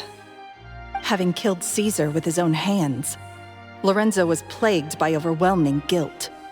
Revealing the Phantom Weasel's true identity would serve no purpose. But if the Weasel remained free, then she could take care of Lorenzo's loved ones. An excellent answer, though sadly a little dull. Is that right? Well, don't let me bore you. If you'd care to change the topic to something more interesting, I'd be much obliged.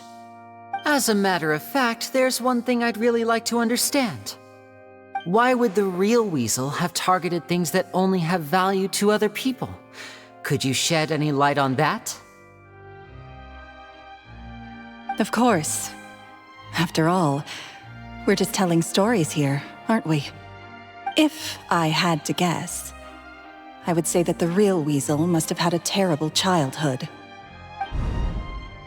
Left to fend for herself after her parents died young. Betrayed, scorned, beaten.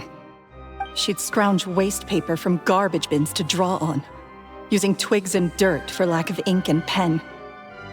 She'd sew ugly rag dolls from whatever scrap material she could get her hands on.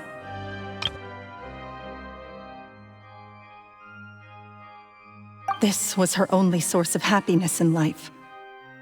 But it was all she needed, and she was content.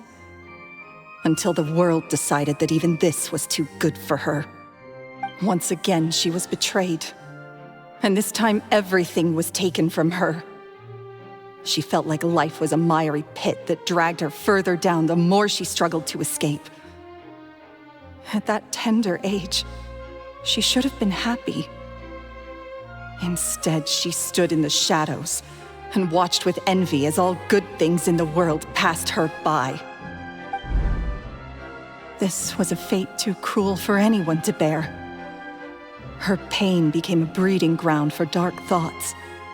Thoughts which festered and grew into a twisted solution to her troubles. I detest the happiness of others, in all its forms alike. I will rob them of everything they hold to be good and true, and it will fill the void in my soul. That's some pretty heavy stuff. Now it all makes sense. Does this story satisfy you, Lyney? Yes, it is quite to my tastes. Thank you for helping to clear up my confusion.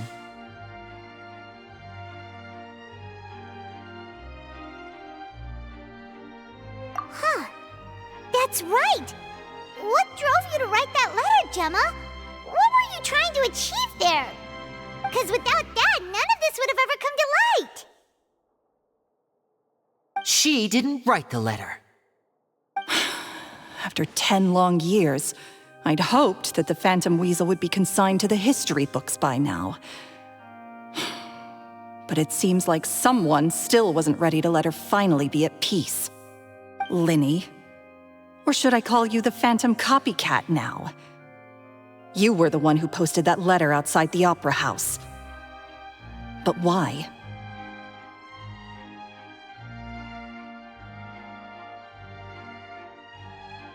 Very sharp, Phantom Weasel. Still as shrewd as ever. Well, no need for me to be coy about it.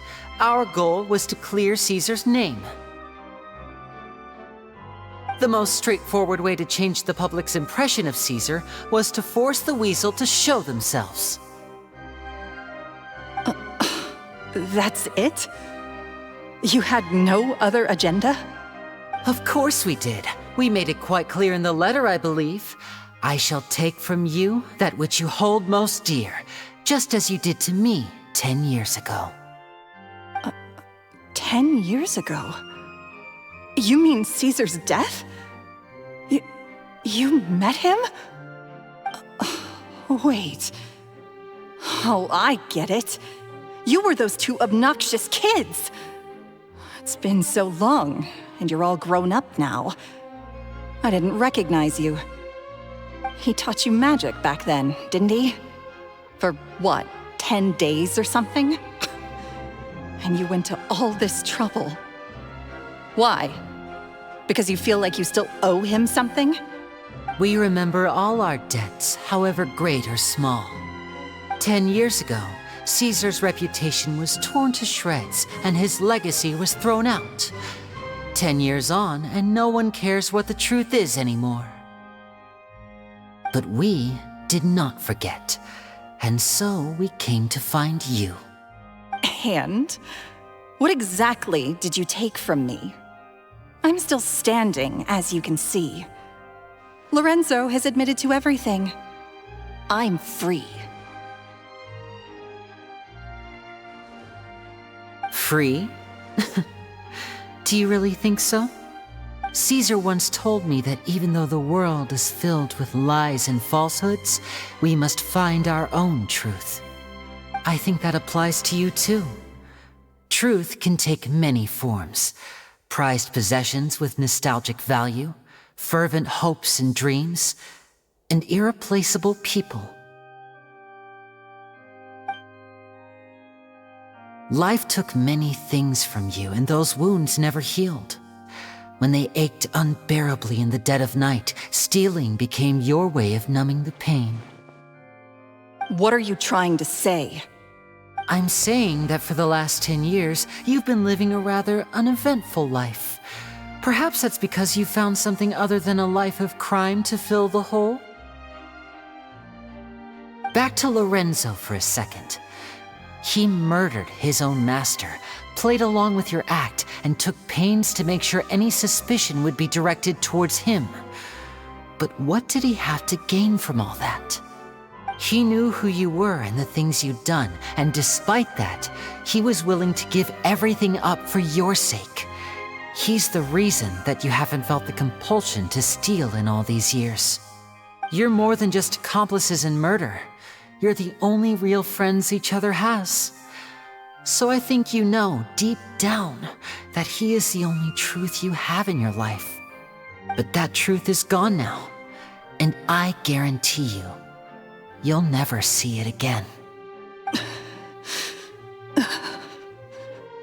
Congratulations on your freedom, Jemma. Your freedom will cost you dearly. From now on, you'll be all alone in a world full of lies and falsehoods. I do hope you'll be able to bear it. You've still got a long life ahead of you after all. Gather round, one and all. The time has now come for the amazing Lyney to perform his final act in tonight's show. I'm sure you're all wondering what he has planned for the grand finale. Well, wonder no more, for the answer is a death-defying high-altitude escape. A high-altitude escape?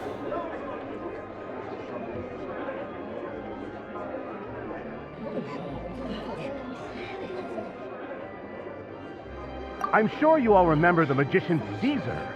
This was the very trick that led to his fatal fall, after which he was dubbed the Phantom Wessel.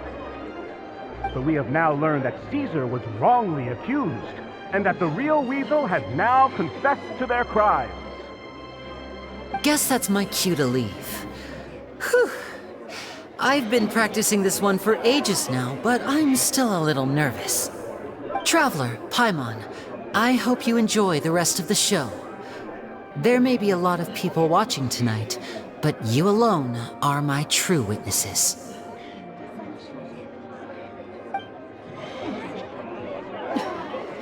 Lyney, wait. You two hid a lot from Cesar. He went to his grave without ever knowing your secrets. So what about now? Are you an open book? Or are you still the same as ever? You don't have to tell lies to end up isolated and alone. One day, you'll end up exactly where I am today. Maybe then you'll finally understand. You're wrong. I'm nothing like you.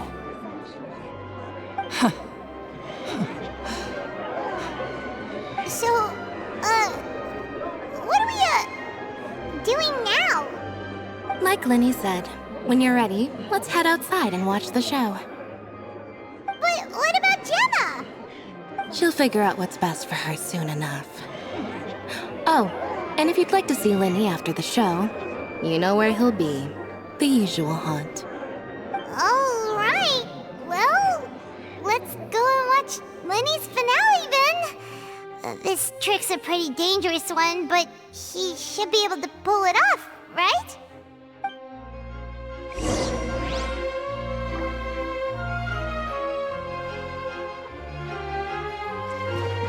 Adventure time!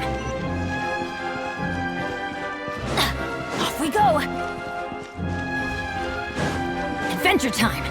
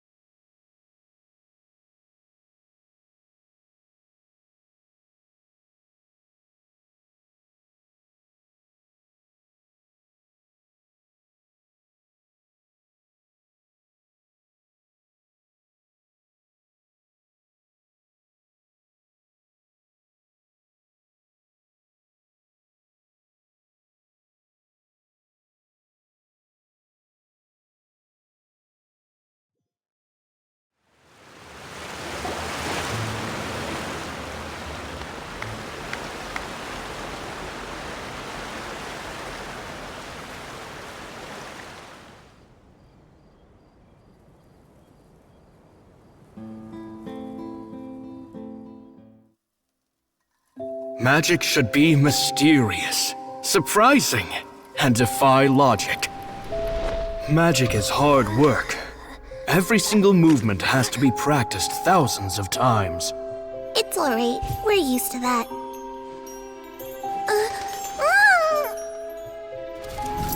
We're sorry. You've taught us so much, but we can't tell you the whole truth. It's okay. Do you still remember what I told you? This world is full of lies and falsehoods. I only hope that one day you can find your own truth. What about you? Have you found your truth? Magic is my truth. I want to perform a magic trick so great that people will always think of me when they talk about it. For a magician, what greater honor could there be? Look! Behold! Lyney is sealed inside the box. Will he manage to escape? 10 years ago, Cesar attempted this very trick, and it was at this precise moment that...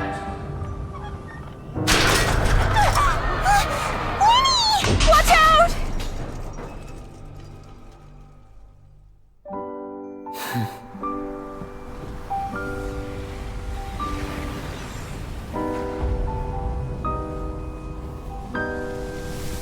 Mysterious. Surprising. And logic-defying. Isn't that right?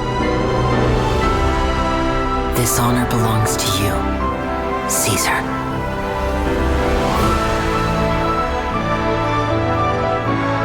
I'm just sorry it's a little late.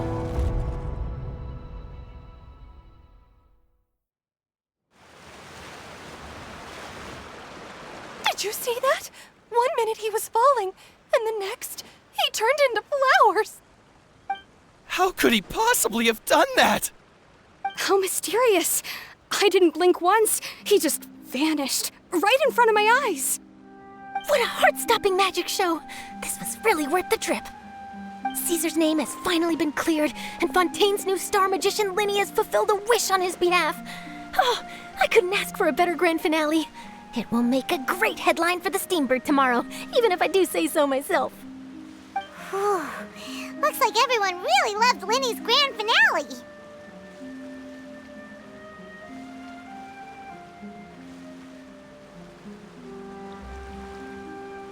Paimon doesn't see Lyney anywhere. Where'd he go? Oh, Lynette said he'd be waiting for us at the usual haunt. But, where is that? Oh, you mean the one where Caesar's buried? Yeah, that's probably it. This whole magic show kinda seemed like Lyney's way of saying goodbye to Caesar. So it makes sense that that's where he'd be afterward. Alright, let's go look for him there.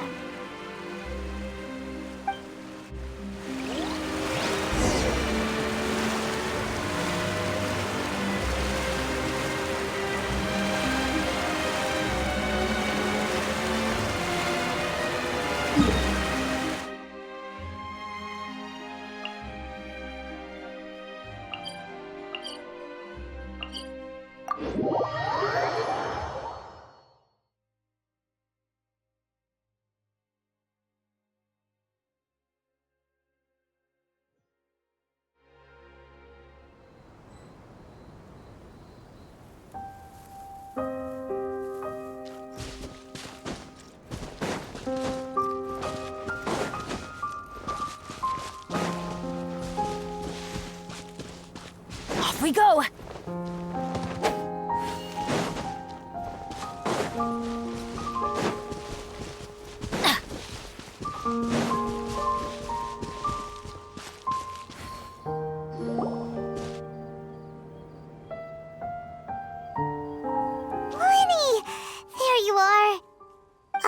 Are you alright? Paimon was scared to death when the chain broke. Paimon was sure something had gone horribly wrong. Magic is a performance art. A magician has to get creative to keep the audience on tenterhooks. That's our job. So I tweaked Caesar's original setup a little to keep it fresh. I was honestly a little nervous during the live performance. The thought of falling, suddenly feeling weightless, seeing the sky and the ground spinning and spinning. Sometimes, I can't help but wonder what Cesar thought in those final moments. Did he regret taking Jemma and Lorenzo on? Or did he believe that it was his own slip-up right until the end? You know, Paimon's been wanting to ask you about something ever since we were in Caesar's workshop. You learned magic from Cesar once, didn't you? When was that? After I joined the House of the Hearth. To be honest, Lynette and I had an agenda when we approached him.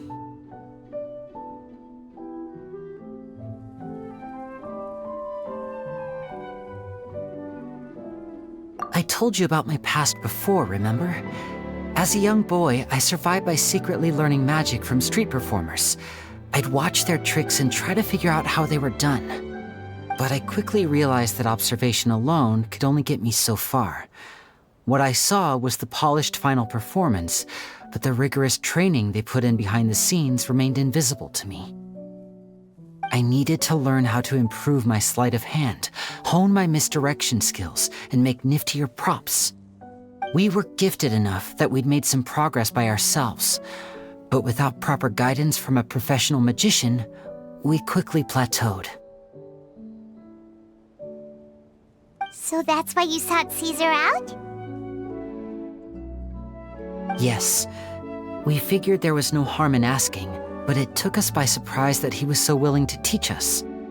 In all, we only spent 10 short days together, but he was very good to us. By contrast, we hid so many things from him. For instance, when he asked why I wanted to learn magic, I answered, "It's my passion."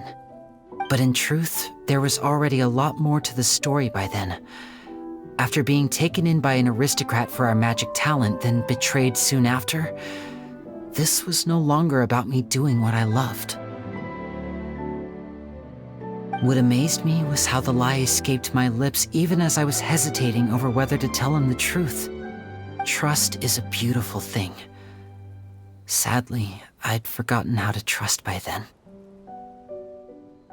Lyney.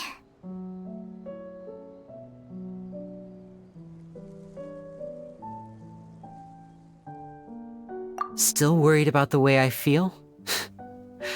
You really are a gentle soul, aren't you? But don't worry, I'm used to it now. From the mansions of the elite to the House of the Hearth, lies and selfishness have followed me and Lynette everywhere we go. After Cesar went on tour, we became busy with our missions. The next we heard of him was that he'd fallen to his death, and was now declared to be the Phantom Wessel. That night, I remembered his smile. But as I lay there, I didn't know what to say to him. To keep secrets is to put up walls. The longer you keep them up, the less you let people in. Then, one day, you look around and realize your life is like an empty auditorium after a show, full of seats once occupied by all the people who left. But I guess that's the price we have to pay. You only realize how much someone really meant to you when you lose them completely. That's why I was so confident this would hurt Jemma. Because I felt it for myself.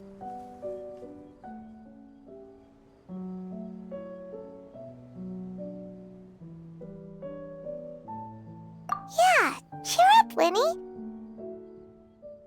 We've had to say our fair share of goodbyes during our journey, too. But whatever happens, Paimon always believes in what tomorrow brings. Delicious food, fun toys, and the traveler by my side. Paimon just needs to focus on things like this, and all the unhappy stuff goes right out the window. You know, Traveler, doesn't that kind of make you Paimon's truth? Exactly. It's the same for me and Lynette. We are the truest thing each other has in the world, and nothing can replace that. Life has taken plenty from us, like it did from Jemma. But at least it left us with each other. That's what gave us the strength to get through the darkest days. That's why the darkness never consumed me, and why it never will. Maybe we live in the shadows too, but we remember every precious ray of light that shines through. All right, time to lighten this conversation up a little. What did you think of the show tonight? Were you happy with it? It was amazing! Paimon just wishes we hadn't been so distracted with the Jemma situation. We spent most of our time in the Opera House just talking and pretty much missed the entire first half of the show. Lyney, could you do just one more trick for us? Whoa, that's a bit of a tall order, I'm afraid. The show's just finished, so my sleeves are decidedly card-free right now. Aw, come on! Surely you can think of something. The Lyney Paimon knows can do anything if he puts his mind to it. Oh, all right then. I'll give it a go, but only because it's you. Watch closely. I have a flower in my hand. You liar! There's nothing in your hand! We ain't going along with this! Huh? My goodness, you're right! But I could have sworn I brought one here with me. Okay, try this. Count down with me. 3, 2, 1. 3, 2, 1. Now, have another look around. Maybe the flowers appeared somewhere else. Really? Let's see.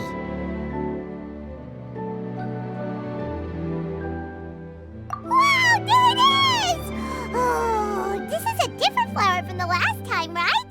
This one's called, oh yeah, a rainbow rose. But more importantly, Paimon has to know how the trick is done. Please, Lyney, pretty please! Well, if you want to learn magic, you'll have to start by addressing me as teacher. Ugh. Fine. Please, teacher, please! Since you asked so nicely, I'll share one little tip with you. Namely, the student of magic cannot solely rely on others being prepared to reveal their secrets. You have to observe, think, and find the answers for yourself. Is that it? Look at the time. We shouldn't linger here too long. Thanks again for coming to see my show. I bid you both good night. I look forward to seeing you again. All right, fine. See ya. Shall we head back now, too? Oh, Paimon can't wait to read The Steambird tomorrow. Paimon bets Lyney and Cesar will be plastered all over it. Let's head to the Steambird's offices tomorrow morning and see what we can find out.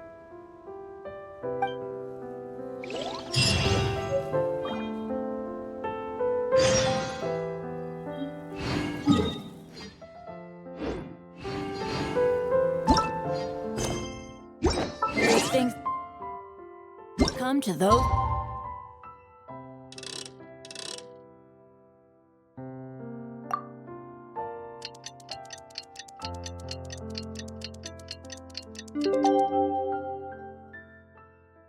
Don't wait around.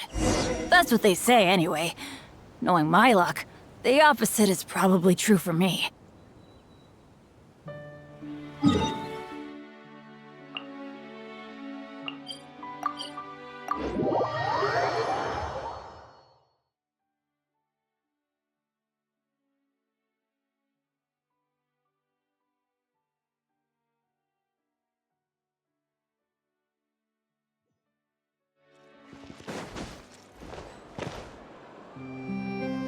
I'm very sorry, Charlotte, but my sister and I are quite busy today. I'm afraid we'll have to decline this interview.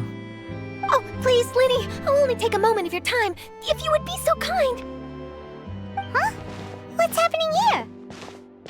I spent all night writing my piece about the Phantom Wessel, and it was going to go to print this morning. But just as dawn broke, I suddenly received news that Cesar's fiancée, Jemma, had contacted the guards and confessed to having been the real Phantom Wessel all along. That was quick.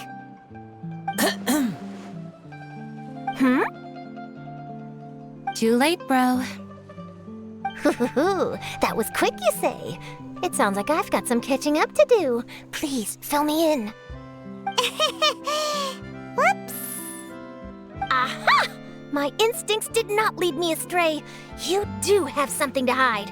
Jemma turning herself in must have something to do with Lyney's performance last night.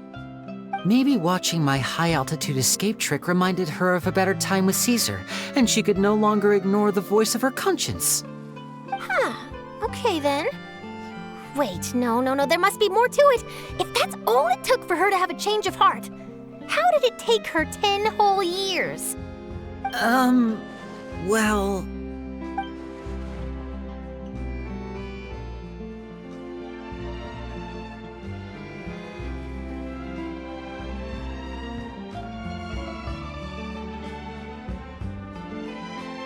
Oh, I remember now! You and Jemma were nowhere to be found after the show. What happened between you? Quickfire question! Where did you all go after the show? Oh, we went to the cemetery and Lyney did a private magic trick just for us. Actually, glad you mentioned it, because that reminds Paimon, guess what? Lyney started using rainbow roses in his tricks. What? I don't recall ever having received a rainbow rose from you myself. Is this supposed to mean that they're more important to you than your own sister? No, I just, What now? Oh, did Paimon say something wrong again? This is getting pretty awkward. What do we do, Traveler? Seems like this interview wasn't meant to be. Well, never mind. There's always next time. Forgive my persistence, but when there's explosive news waiting to be found, I can't turn away. The news about Jemma has already made waves, and I'll stop at nothing to get to the bottom of it all.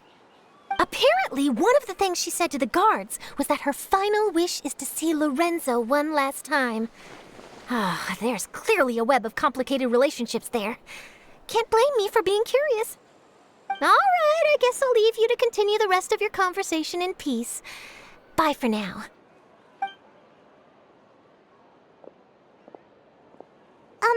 Lynette? Paimon didn't mean to... Don't worry, I wasn't angry. I was just trying to distract her. Oh, really? Oh, thank goodness. You scared Paimon there. Phew. You and me both, Paimon. You and me both. At least it did the job, right? Please, take good care of that rainbow rose. I'd be really upset if you lost it.